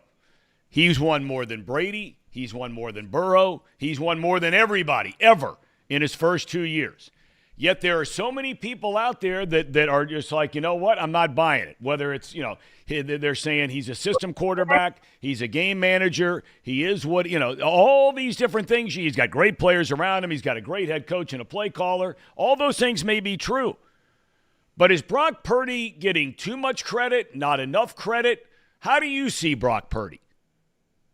I like Brock Purdy, and really it comes down to, and it's the same conversation we just had, was until you do, and the key is he stepped up in all the opportunities up to now that he's had the capability. Did not start well, obviously in the wild card round or last week, but this week. Actually, and he came back and helped win the game for them. And then this week, again, same sequence. It wasn't Brock Purdy. It was Detroit just run this thing up and against that great defense that all of a sudden but he then fought back through that. Until he does that in a Super Bowl, those observations are going to be there. I think that is there. I like his game. Certainly he again, separating a quarterback from what's going on around him. He's surrounded by incredible talent with a well-structured system and a really good defense. So, yeah, he should be successful. He has gone above and beyond that and shown that he can deliver. But until he wins a Super Bowl, and even for Brock Purdy, even if he does, it's still going to be, he's on such a great team. Okay? Well, I don't know. Troy Aikman is in the Hall of Fame with kind of less than Hall of Fame numbers because of unprecedented winning and was surrounded by a pretty darn good team. And that doesn't say, I'm not saying Troy doesn't belong in the Hall of Fame. He does, but I'm saying those were the circumstances. So Brock Purdy is going to have to work past that. I think he has the capability of it. There's a calm about this guy. I think he can deliver. He has shown that. Now he's got to continue to do it. But no, I think it's there. But that criticism is going to be there until he wins it. And even after he wins it, he's probably going to have to carry that around a little bit. All right, last thing I want to ask you about, and I've kind of stepped back and listened to a lot of different opinions and people who I respect their opinion, not the guys that are looking for clicks on all these yelling and screaming shows and all that kind of thing, but people that really have a good feel for coaching and understanding momentum and all this kind of thing. So the Dan Campbell thing, the more and more I go back and I think about that game and I look through the play-by-play of it and everything else, when they're up 24-7 at halftime and the Niners get the ball and they go down the field and they kick a field goal, Kyle Shanahan says after the game, that wasn't good. We needed a touchdown there. Yeah, we got points, but we really needed a touchdown there. Okay, so now Detroit gets the ball back and they go down the field. It's a 14-point game. Right now he's got this fourth down play. If he kicks a field goal there, Forget everything else that happened the rest of the game. I'm curious your opinion or your thoughts on this, and I'm not asking you to bury Dan Campbell or not bury Dan Campbell or side with him or whatever. But the more I looked at that game, I thought to myself, okay, you went to the locker room up 17. They just cut it to 14. If you kick it and make it 17 again, which now you're more than halfway through the third quarter, you're down to a quarter and a half, and they've not made up any ground on you, and it's still a 3-score game. I thought there is where the game perhaps could have been won or lost. You know, and those are all legitimate conversations and observations. The problem is, particularly during the course of the game, it's like going back to the conversation, how early do you go for a 2-point? You know, there's the chart that says here's a point differential and where you are in the game or whatever, and whether that's a smart thing to do or not. Again, if he and as we always talk about, Tom, it's always looked through the prism of if it didn't work, you're an idiot. That's right. And if you're brilliant. Had they gotten that fourth down and had led to the score, we'd be talking about, boy, what a bold move, what a great play, what a great decision by Dan Campbell. But it didn't work. Okay, and ultimately they lost the game, so obviously it was a bad decision. I go back. I always think back to the onside kick when New Orleans and Indiana, or was it Indy when they did the onside kick. Sean did the onside kick. Brilliant move because it led to the cascading events where they end up winning a Super Bowl. If that onside kick had failed, same decision, same thought process, had failed and they'd lost the game, it would go down as the biggest bonehead decision in the history of football. So when I hear the conversation, because I've been listening to it all week about Dan Campbell, look, this is who they are. They're going to be aggressive. That's his personality. They had the game in control because they were aggressive and they had gone for it on certain times.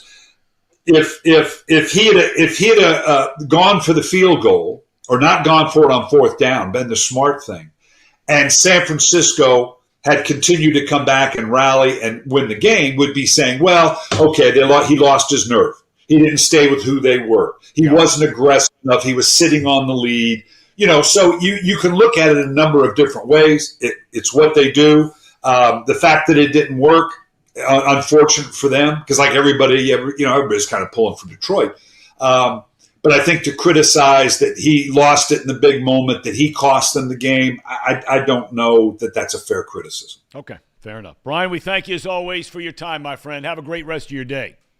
All right, man. All right, buddy. Brian Billick, Super Bowl winning head coach for the Baltimore Ravens. And look, Casey, I think you laughed at me when I brought up that conversation about the narrative around these quarterbacks when I said it a year ago, that conversation was going to start about Burrow if he doesn't win it here in the next 2 or 3 or 4 years. You and a lot of guys were all over me in the chat when I made that comment. That is reality 101, whether people like it or not. Fair, unfair. Life's not fair. But Dan Marino, every single time his name is brought up, every single time, when you start talking about the great quarterbacks in the history of football, and nobody could throw the football like Marino, except maybe Elway. Just as far as pure throwing it, nobody could throw it like Marino. He had weapons everywhere. But what's the first thing they say about him when you start talking? Yeah, one of the all-time greats, but what? Elway won the Super Bowl. Even Aikman, he's exact. I mean, go compare the stats to Aikman and Marino. Now, they're both in the Hall of Fame. And they played on very different types of team with a very different type of philosophy. When the Cowboys got the ball inside the 10, all Aikman did was turn around and hand it off to the all-time leading touchdown scorer in the history of the NFL, all-time leader, Emmitt Smith. That's what they did. That was their style of play. But his stats don't come close to Marino. And there's no debate in a lot of people's minds that when it came to playing the position of quarterback, Marino was better than Aikman. Mm-hmm. But Aikman everybody puts him in that whole conversation. And the thing they always say about Marino is he never won the Super Bowl. And they're going to start saying the same things about this trio of incredible quarterbacks in the AFC right now. And I don't put Herbert in this group because he hadn't won a playoff game. But Lamar's won a playoff game. Allen's won playoff games. We know Burrow has won. He won 4 of them. He was a leader before Brock Purdy.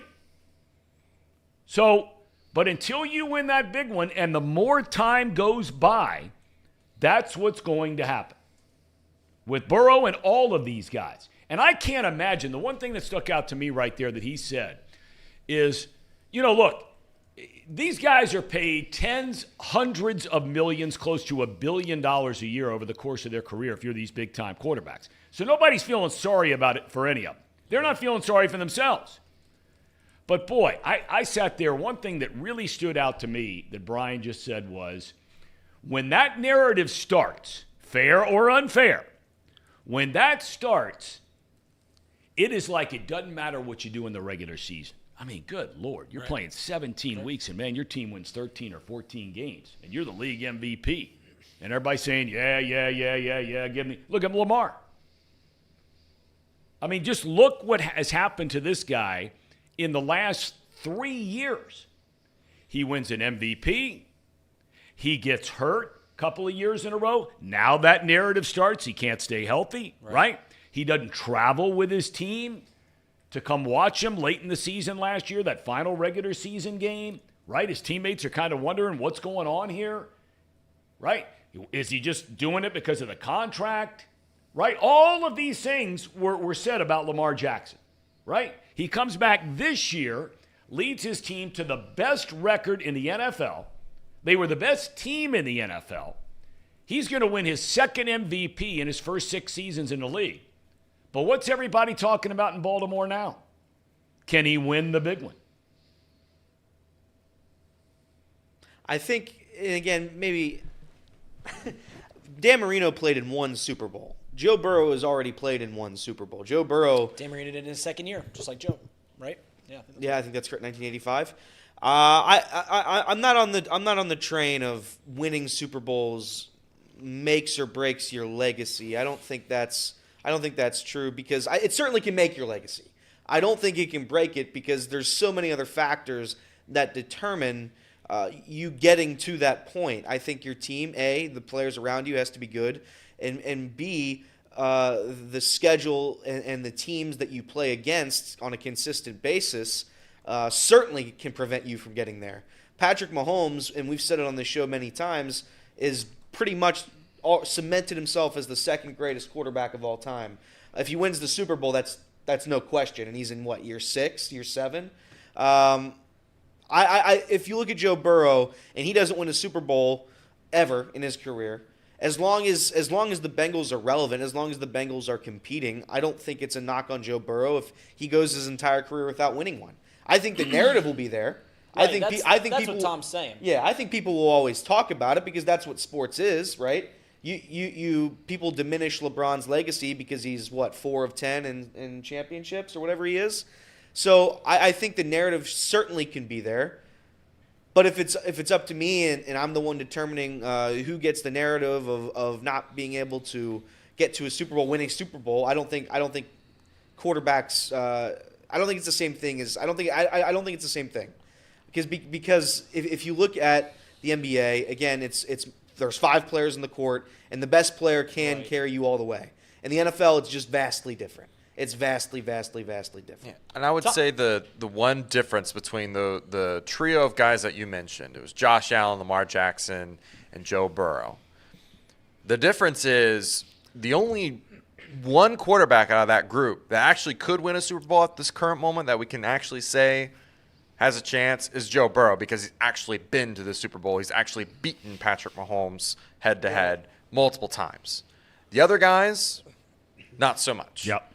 That's where you lost me with the narrative talk because there is a chance. He's actually gone to the Super Bowl. He was right there, seconds within winning a Super Bowl. Now, granted, he didn't win the Super Bowl. Yeah. But the other guys haven't even gotten close. Those guys deserve the narrative way more than Joe Burrow deserves the narrative. But, of course, the narrative will always still be there regardless if they – the only way you can change it is by winning one. That's right. So, This is where I disagree with they don't like Tom is absolutely right about the reality of it is that there is this narrative. Like it or not, there is the narrative that when you are the quarterback, when you're the head of a franchise and you've had a lot of regular season success, if you don't get over that hump, if you don't win that Super Bowl, there's always that question, right? There's always like, this guy can't get it done. And all it takes is one. That's right. Because you look at a guy like Aaron Rodgers, won a Super Bowl very early in his career, never went back. But we don't talk about Aaron Rodgers. He can't get it done. Drew Brees won a Super Bowl, won one, had a lot of great teams in New Orleans, never got back. But we don't talk about it because he got that one. It literally only takes one Super Bowl and your legacy is cemented. Now, I will push back, and I'll take up the sword against this, that when we start doing this conversation about Josh Allen and Lamar Jackson, saying that they can't get over that hump, and we'll throw Joe Burrow in that too, is because they've played in the conference that has the greatest quarterback formerly in Tom Brady, and one of the greatest quarterbacks that's certainly trending to get up to that Tom Brady status, right? Yep. I think he's already cemented himself as a top 5 quarterback. If he wins again, he's certainly in top 3, and he can keep on going, and he's trending in the same trajectory as Tom Brady and Patrick Mahomes. I'm not going to crucify Lamar Jackson and Josh Allen because they can't beat the Kansas City Chiefs. I will not do it. I looked it up. You look at the NFC. The last 10 NFC winners, 10 different quarterbacks have come out. 10 different quarterbacks. In the AFC, only 4. And those 4, 3 of them are surefire Hall of Famers, and 3 of the 5 greatest quarterbacks of all times in Tom Brady, Peyton Manning, and Patrick Mahomes. The 4th being obviously Joe Burrow. I'm just not going to crucify Lamar Jackson and Josh Allen because they can't get past Patrick Mahomes and the Kansas City Chiefs. All right, let's take a timeout here real quick. We still have about 35 minutes left in the program. We need to get to a little college basketball tonight. Yep. Got UC and Xavier both playing at home. UC on the road at West Virginia. Xavier at home against St. John's. Do we have a mailbag? We do. And we have a top 10? What do we have? Or a top 5? What do we have today? Buy or sell. No top 5. Okay, buy or sell. All right, all of that and more coming up. Casey, take it away, my man. All right, the Bengals Bearcats report is brought to you by Encore Technologies. Encore Technologies provides IT solutions for a data-centered world with a suite of services from mobile computing to desktop to data center, supporting both centralized and work-from-home computing modules to improve efficiency and... I think he wants to say productivity. So productivity. Productivity.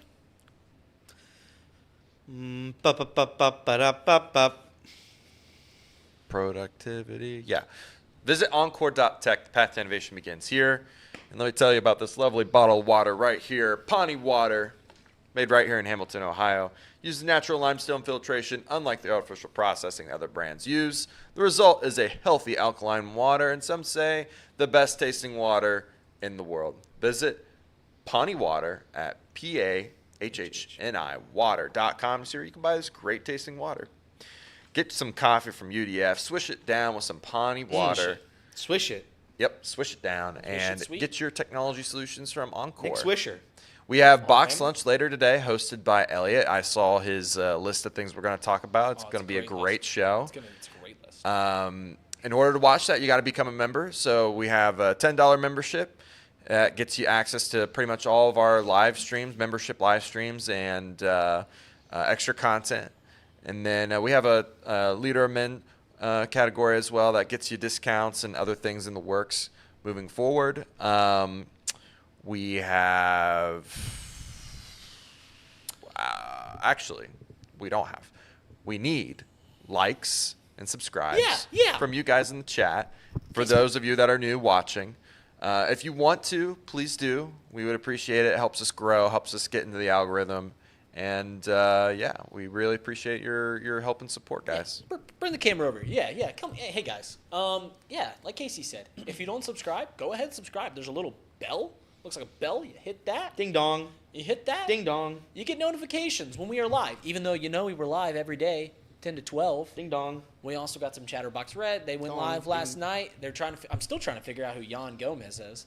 But like the stream, if you guys haven't seen on X.com, Chatterbox Bets. What's the @ for that? At CBox Bets. At CBox Bets. Ding dong. We have put out 8 cards in a week. Ding in, dong. in 9 days, put out 8 cards. We have swept the card 3 times. 16-8 overall. We swept last night. We're on fire. We're on fire. And fuego, as they say in elsewhere. But yeah, there was a high school game one time, and a kid that shot a shot's name was Diego. Diego was in fuego, and he hit 2 threes in consecutive things. I said Diego in fuego. How about that? Yeah. That's pretty good stuff. One thing I will say is that I'm borderline. Like, I like the NBA. I like betting the NBA. Sometimes.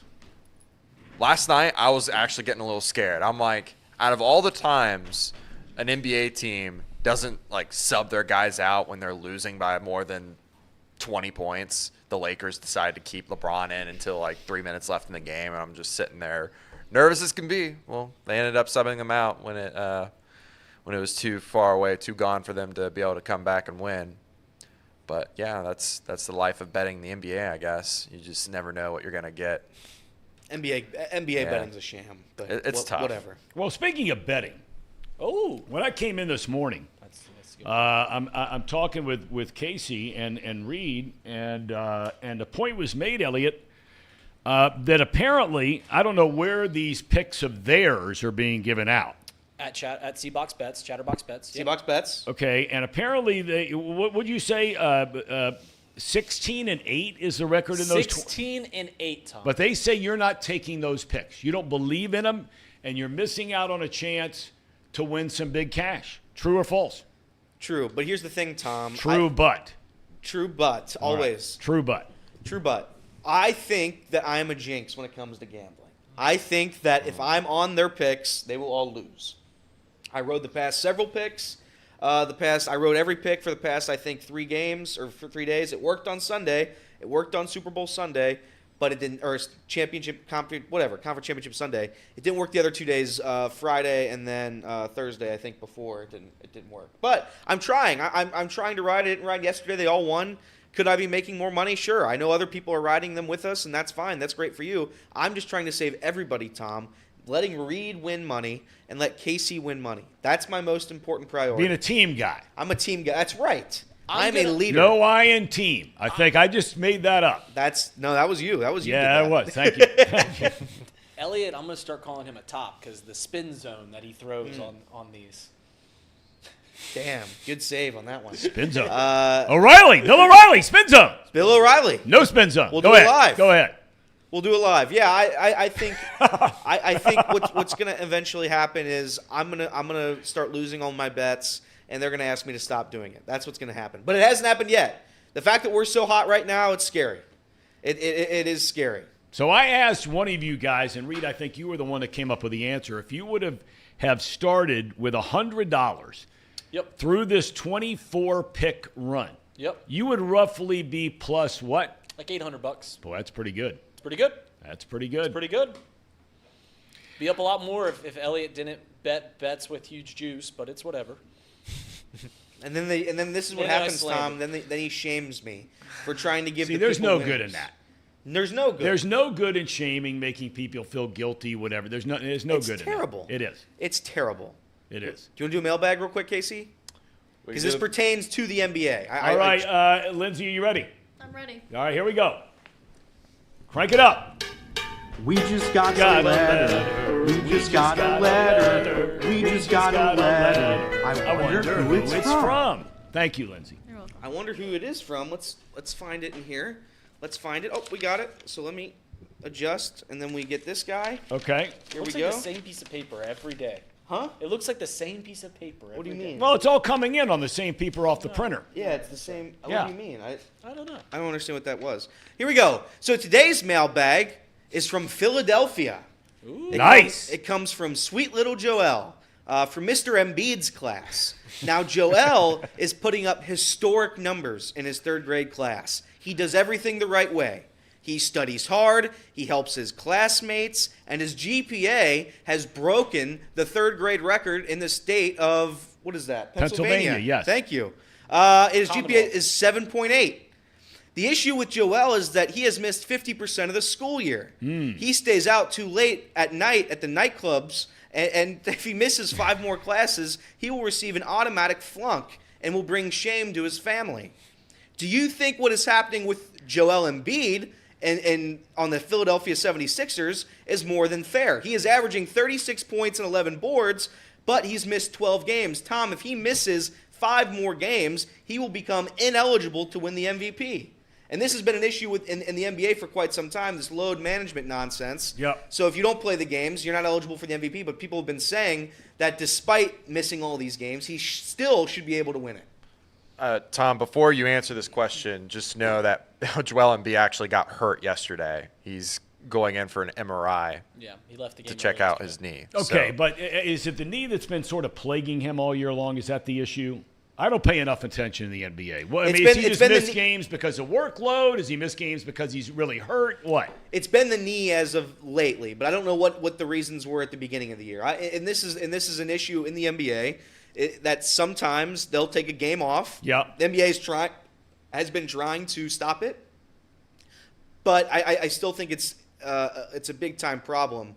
And Joel Embiid, obviously, if he's done, if he's got a serious knee injury, then it is what it is. But if it's because he's just trying to rest, I do think you should be ineligible to win. Well, I agree with that 100%. I think there has to be some credit given to the guys who are out there playing all the time. That's true. I just saw that thing real quick about Embiid. If you go back to his career, starting in 2016, okay, these are the games played. Now, remember, they play 82 games a year in the NBA, the regular season. Now, the postseason is really long. Very. Okay, so I get maybe cutting down their minutes. I get that for the big stars, the Embiids, the LeBrons, the whoever, right? Steph Curry's of the world, whatever. But here are the games played. And again, remember, it's an 82-game schedule. Embiid in his career, 31, 63, 64, 51, 51. Now, the last couple of years, 68 and 66, right? The best by far, and by far the most minutes per game of any season is his career, 34, 35. But now this year, as you just mentioned, averaging 34 points a game, 11 rebounds a game. Heck, he's averaging 6 assists a game. That's right. Is he the best player in the league? He's probably the best player in the league. He's up there. He's right up there. That's right. On any given night, he can be the best player in the league. Yep. All right. But if you don't play, you probably shouldn't get the awards. I'm not saying it's his fault if it's his chronic knee problem. I feel bad for the guy.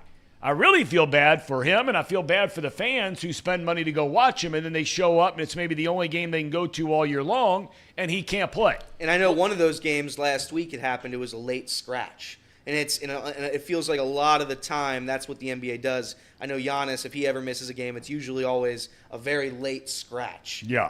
And it just it's precaution, but at the same time, you are a professional sports league, and you need your athletes to play. You need them to play. And that's why I say in baseball, for example, I always tell fans all the time, if you're the guy that can afford 1 or 2 games a year, and I know that planning is a big part of life and all those kinds of things, but if you're somebody that lives in greater Cincinnati or any other town, and I shouldn't say any other town because in some places they're selling out every baseball game, right? But let's say you wanted to go see Joey Votto play.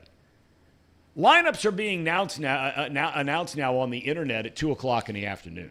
Yeah. Managers have those things, and it's going out on the internet. If you really wanted to take your daughter or your son or just you or your wife or whatever to go see Joey Votto play or Mike Trout play or whoever it is, right. I mean, if you can wait to make the decision, I always encourage people to wait because you just don't know. That's true. I don't know what the NBA can do about it. Right. Because the teams realized a long time ago that the regular season doesn't really matter. You get in the postseason. That's right. And if you got a championship caliber team, it doesn't matter if you're the 1 seed or the 8 seed. If you get in there, and you're healthy in the postseason, you can rattle off and win them all and win the Well, championship. look at the Lakers last year. I mean, they made a great run. They were the 8th seed. Right. It literally all that matters is that you are healthy. You make the postseason, which they have so many teams in the postseason that the bar is so incredibly low that once they get in there, they can make it. In all honesty, the only thing the NBA can do is in where the MLB and the NFL are expanding their postseason. If they want their superstars to play regularly, they've got to shrink their postseason. They've got to, because if you make it to where what is it, like 20 teams now make the postseason? Yeah, I think 20 out of the 32 teams. If you make it, you cut that in half to where there's 10 teams. Yeah, but we know that has no chance. Right, right. I understand that, but if they want their players to play in the regular season, that's the only way you can do it. It's the only way you can do it. Yeah. Yeah, I mean, I always think about, that when the airlines started charging you for your bags, right? And they said, well, once we get through this energy crisis and the price of oil and all that stuff, that'll go away. It ain't going away. When the NBA's getting more money to have more rounds of playoffs and expanding it, they're not going to all of a sudden say, nah, you know what, that extra $800 million, nah, we're getting rid of it. The MLB gets killed for how long its season is. The NBA season's longer. Yeah, but true. But because of the length of the playoffs, there's an urgency to the postseason. Whereas the baseball playoffs, I mean, you're playing 162 games. NBA's playing half that, right? In virtually the same amount of time. You got lots of off days and some back-to-backs and all that kind of thing. But it's just the everyday, you're right about baseball, but at least when the basketball opening round starts. Now, you may say it's too long and it's boring and I don't care. This team was 4 games under 500. But there is something to be said, like you said, for just getting in. Because once it starts, you never know. That's correct. Like, if you've got a championship caliber team, like I barely watch the NBA, but like the Nuggets. I know the Nuggets won last year, right? Yep. The Nuggets can get in as the 8th seed. Yep. And they'll be championship contenders just like everybody else. I mean, like I don't know if the NFL will ever get like that to where, I mean, there's really, they play so few of games that all they have to, like, if the Chiefs just go like, all right, we already clinched our spot, let's just sit around and wait and rest everybody, make sure they're healthy. They'll never get like that. But as for the length of the NBA season, there's only 3 months in the calendar year that doesn't have an NBA game in it. 3 months. Only 3. Yep. The rest of the 9 will have an NBA game in it. It goes from October to the end of June. Crazy. Reminiscent of the MLS. That's right. MLS is starting up soon, right, Casey? It is. It's starting, I believe. Well, they've already started preseason, but the actual games, I think, start February 22nd. You have got to be kidding. No, Nothing like a little February it's soccer. right after Super Bowl, Tom, you baby. going to TQL in February? I'm gonna go. I'm gonna go in June. Or they might be off that month. I don't know. Yeah, this is an Olympics year. Month. I don't. By the way, will soccer be affected? I mean, all these other things go on that take them away from the regular season. Will soccer be affected because of the Olympics? Do they play soccer in the Olympics? Yes. Yes. Okay. Will they? So will. Yes. There will be probably some sort of break for the MLS at some point for the Olympics. Yeah. So another break. So the Olympic break, and then there's there's no Lamar Cup tournament this year and all that. They might not stop. I have to go back and look at it. There might not be enough guys that leave for it to matter. The best American players, Tom, unfortunately, they don't play in America. So that's probably the biggest issue. Well, there is one guy that plays on the men's team that plays for FC Cincinnati. That's pretty good, but we won't get into that. Okay. All right. Let's see here. All right, you got buy or sell. Got buy or sell. Right, or do you want to talk about college basketball games? It's up to you, Tom. It's your show. All right, I mean, is buy or sell super timely? No, it's where about, we can wait on it till tomorrow. We can do it tomorrow. It's about NFL. We can do it. Yeah. All right. Well, then let's talk a little bit about. No, you know what? Let's do it. All right. The let's UC go. game is a UC Let's game. go. Let's go. All Here right. we go. You got the prompts ready, Casey? He's got it. Well, you've got the buttons. Oh, yeah. Come on, Casey. Okay, there we go. Let's go. Jim Craig. Boy, don't listen to him. Go ahead. He's got good stock tips. Oh, Is that where yeah. you get your stock tips? Yeah. All right. Patrick Mahomes is top 3 quarterback all time with a Super Bowl win. Tom, you buying or you selling? Top 3 all time with a Super Bowl win. I'm selling. Sell. I think he gets another one. Now, a little different ball game. Right. Yeah. I am buying, and I've never bought anything harder and faster because that's absolutely true. This would be his third Super Bowl victory. Third Super Bowl win? And he's already surpassed pretty much everybody in playoff victories, despite having an extended postseason, yada, yada, yada. This guy is one of the greatest of all time. And by the end of his career, he will be the greatest of all time. So this will be another notch. He's number 2 after he wins this one.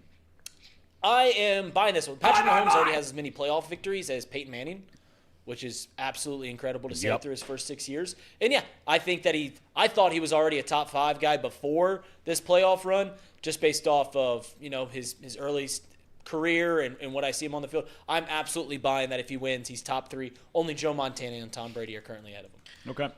Yeah, I also agree with that sentiment. I think if he wins, there's a conversation if he's better than Montana. And I know they're different eras, and he would have one less Super Bowl, but the way that Patrick Mahomes plays and how good he is on the field, I think is unmatched. I don't think there's been another quarterback to win that many that plays like Mahomes. So, yeah, I'm totally buying that. I think he'd be top 3. All right. Okay. All right. What's up next? The Fighting Chris Spielmans will be back to an NFC championship. Do you think this is a flash in the pan, Tom? Or do you think this Detroit Lions team is here to stay? Well, I think they're going to be a good team. They've got most of their guys back. They have, if I'm not mistaken, I saw the other day, I think the Bengals have the 5th or 6th most money under the cap. The Lions are right there with the Bengals. So they can go out and plug some of those holes. I love their style of play. They've got to improve clearly on the defensive side. That's what separates the Niners, in the secondary. In the secondary, yes. They've got to, and I think their linebackers, the Anzalonians, and I think they got to get a little better there too. But I'm going to sell this one. If you're talking about NFC Championship game, we'll make that because I think they will win their division next year. I think they'll be back in the playoffs. I think they'll get a home game again next year. But when I look to next year and I start thinking about some of the teams that have a chance to bounce back and get better and are going to be better, Dallas, Philadelphia, some of the other teams around, clearly the 49ers. I'm selling. All right. Elliot? I'm going to sell. I respect to Detroit, respect to the Lions, respect to what they've done this year. I do like Dan Campbell. I think he's a funny guy. But I do not think Detroit will be back. I think it's too difficult in the NFC on the top side of things. The 49ers, I think the Cowboys are always going to be frauds, but I still think the Cowboys are a better team than the Lions. So, and as the Packers continue to go, as the NFC North works on its talent, I don't think it's as bad as Reed says it's going to be. But I think the Lions, this was their shot, and they missed it. I'm saying I'm buying this all the way. I think the Detroit Lions will be back. I like pretty much everything they have. Casey beat it into my head. I got to give Casey, he's a heck of a salesman.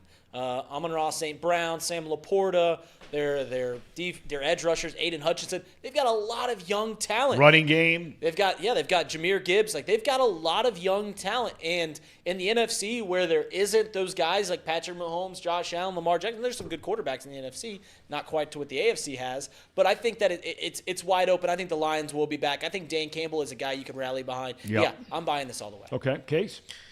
Ooh, NFC Championship is really hard to predict. I do think they have a decent chance. When I think about the teams that are in their way, I think they're on the downswing. I think of the Cowboys, I don't think that they're going to be as good as they were last year.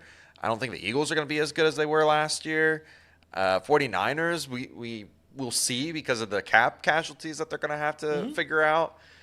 I don't know, man. The Lions, on the other hand, they have lots of cap space.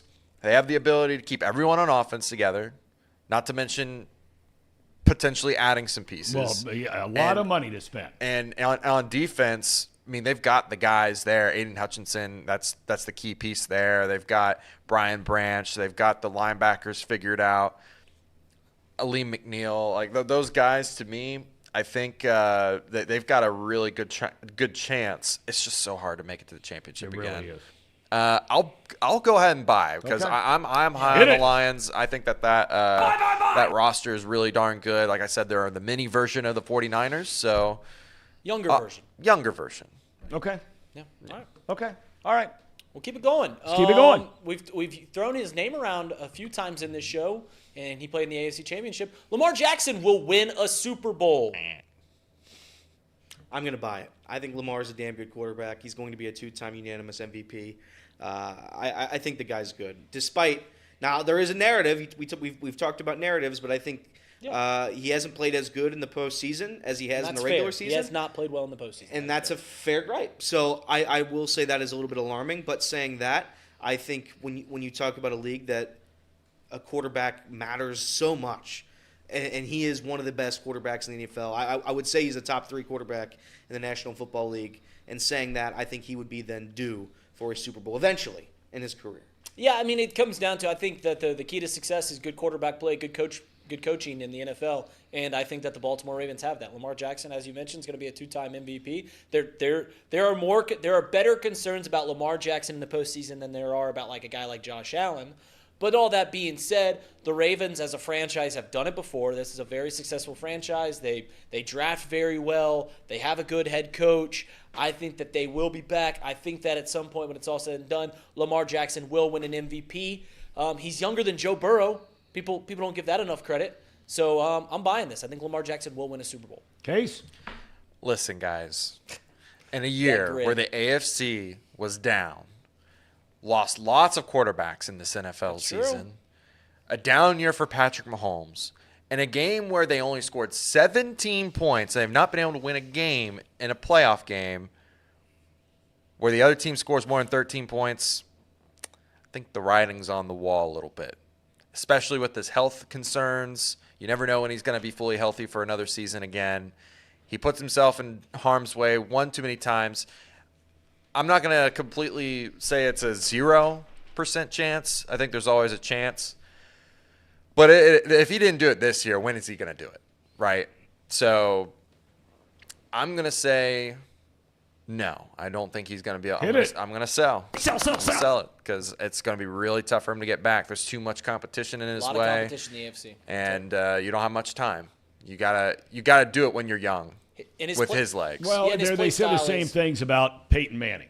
They said the exact same things. I mean, you could have turned back to talk radio in Indianapolis every year losing to Brady, right? Wouldn't have mattered. You could have done the exact same drill, and it took him in terms of age longer than where Lamar is right now. I'm factoring in that point. I'm factoring in his legs in that equation too. For his career won't be as long as Peyton Manning's, you could assume, just based off of play style. But the one thing that Lamar did do this year during the regular season, now when the playoffs started, it was different because look, it's winner take all or hit the road. Right. He ran more in the postseason than he did in the regular season. He's gotten to a point now where he's sliding all the time. He doesn't run as much as he used to. He's throwing the ball better. Look, the answer to this question, you ask yourself, does he have the talent to win the Super Bowl? There is no doubt about that he hasn't. So the next thing you have to ask is, if that's true, what is the track record of the organization for which he plays? Okay? So like you pointed out, I mean, if you just base it on track record of the franchise, Allen, Burrow, Jackson, it is night and day, the franchises, as far as the long-haul success and commitment to excellence. Now, the Bengals have come around in recent years. I give them all the credit in the world. Buffalo has too. But one thing you can pretty much count on every single year, is the Ravens are going to be in the mix to make the playoffs. That's not true for the last 30 years for the Bengals or the Bills. So, just based on buy. That's a buy. Buy. Okay. All right, we're down to our last few minutes here. Do we have another topic? We have 2 more. We can make them nice and quick. This one is the Chiefs are currently playing better than the 49ers. I'll say this, that one. I'll buy. The 49ers have not impressed me in their 2 playoff wins. The Chiefs have. The Chiefs, I think, have played better competition, and they've pretty much dominated the game, I think, in both their wins. Maybe not the Bills game, but certainly against the Baltimore Ravens and certainly against the Miami Dolphins. Yeah, I think the Chiefs are playing better than the 49ers at this very moment. I'm buying. without question, they are playing better football. It's not even remotely close. They've had the 49ers have had to come back in both of their games. Right. That formula is not going to work against Kansas City. I promise you that. I will take the Chiefs playing better football every day of the week. I do not think that it is a slam dunk that the Chiefs are playing better. I mean, they've been great for a first half both times. You get completely shut out. Second half, that's not going to win you ball games either. So I mean, it's a tough one. I think I would give the slight edge to the Chiefs, I guess, because I think their defense has proved more than what the 49ers have, and 49ers defense is what their staple is, and it's looked terrible over this playoff stretch. So I'll give it to the Chiefs for now, but I don't think it's a slam dunk. I think it's a lot closer than people think. Chiefs scored more points in the second half against the Bills. For the record. Yes. I'm because of the defense. Yes, I think Kansas City overall, all around, against better competition, is playing better. But I don't think that means a damn thing going into the Super Bowl. Nothing. All right, you're actually right. You're right, because it is winner take all. These are two great teams, and they're both going to be ready to play. Final buy or sell, Brock Purdy. You go ahead and hit it for me, Casey. All day, every day. Go ahead. Casey, you can hit it for me too. Sell. Yeah, I'm not buying Brock Purdy. Sell. I'm not buying. I'm not buying Brock Purdy yet. If he wins, I thought you had a change of heart. If he wins, I'll change. I will change my. If he wins, I will buy. I will buy. Correct. What would it take for you to buy without him winning? What sort of performance does he have to winning put up? Super Bowl MVP and on the losing roster? I want him. The only way I'll buy Brock Purdy is if he wins 7 Super Bowls. Until the 7th Super Bowl, I ain't buying it. Yeah, it's just ridiculous. Yeah, he's a system quarterback. That's for sure. It's just ridiculous. That was the final one. He has to win 6 with the 49ers, then he has to leave and maybe go to Tampa. And then. All right, so would you guys not buy, since you two are in the sell mode there? That's correct. On Yes. Purdy. And based on what you just said, if I heard you right. Right. So would the very same thing apply to Lamar Jackson, Josh Allen, and Joe Burrow? No, because even if their stats are better. Those 3 quarterbacks have something that Brock Purdy doesn't, and it's their ability to not be smug and pompous. Brock Purdy's very smug. Brock Purdy's Can you give me pompous. a serious answer on this, please? I'm asking you, if you apply that to Brock Purdy, he's got to win the Super Bowl. 54 touchdowns, 15 picks, all these yards. He's got to do the same thing. And his team has more wins. He has more wins as a quarterback his first 2 years in the league in the postseason than anybody of all time.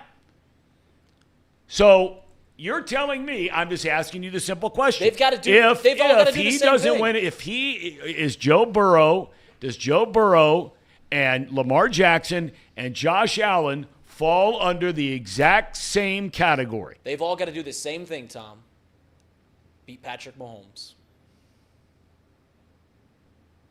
Beat Patrick Mahomes. Well, I'm talking about a Super Bowl. You quantified and qualified. You said Correct. you wouldn't buy.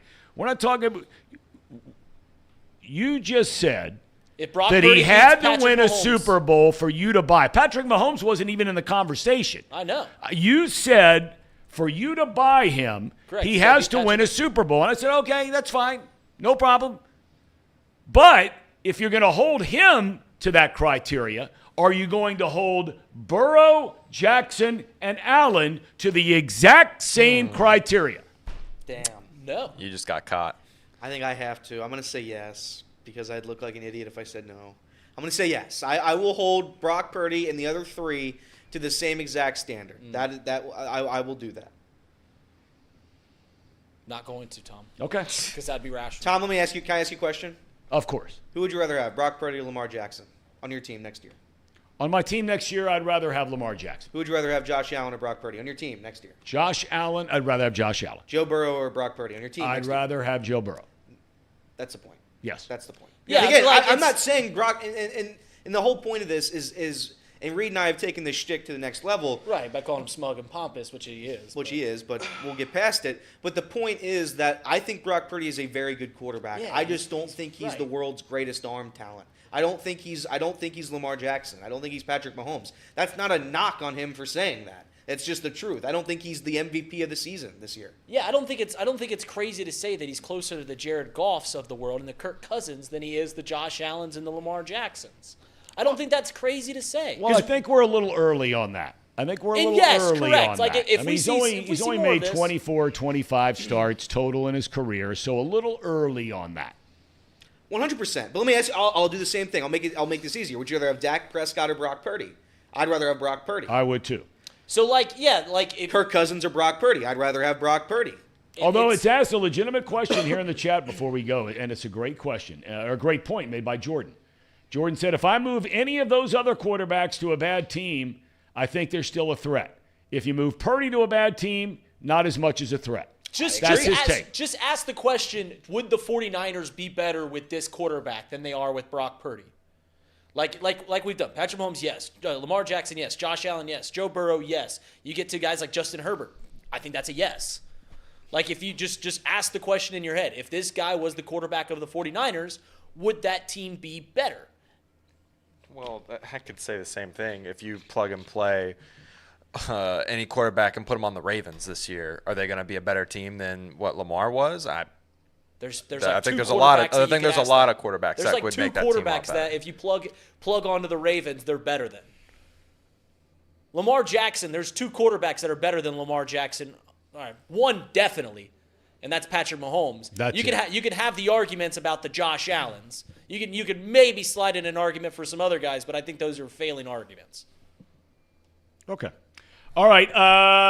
We're out of time, and we have Box Lunch coming up, correct? That's right. You're data host, if I'm not mistaken. That's correct. Okay. Anything for a tease you want to throw out there? Yeah, well, I'll tease some stuff for you. We will be talking, one, about UC basketball. I'll talk a little bit about that. Number two, I'll be talking about the Steven Shapiro rap, or the Ben Shapiro rap. Ben Shapiro rap. Number one on the charts. Ben Shapiro number one on the charts. Who'd he do it with? What's the dude's name? Oh, I have no clue. That guy respectfully, that guy looked like a bum. So we are going to listen to it on Box Lunch, and we're going to discuss it. That and more. How about that? It's surprising, based off of the circles of people I follow on social media, that I didn't see a Ben Shapiro rap. Yeah, I would say that so. That seems like that would be on my For You page. We are also going to rank Super Bowl commercials. I've compiled a list, and I've sent them to Casey. I have a ton of Super Bowl commercial videos that we will be playing, and we will rank the best of all time. Really? Oh, yes. Wow. Okay. That's big time. That's big time. That's big time. All right, so it's time. Everybody have a great day. Thanks for everything. Great job, all. Enjoyed it. God bless. Amen. And here we go.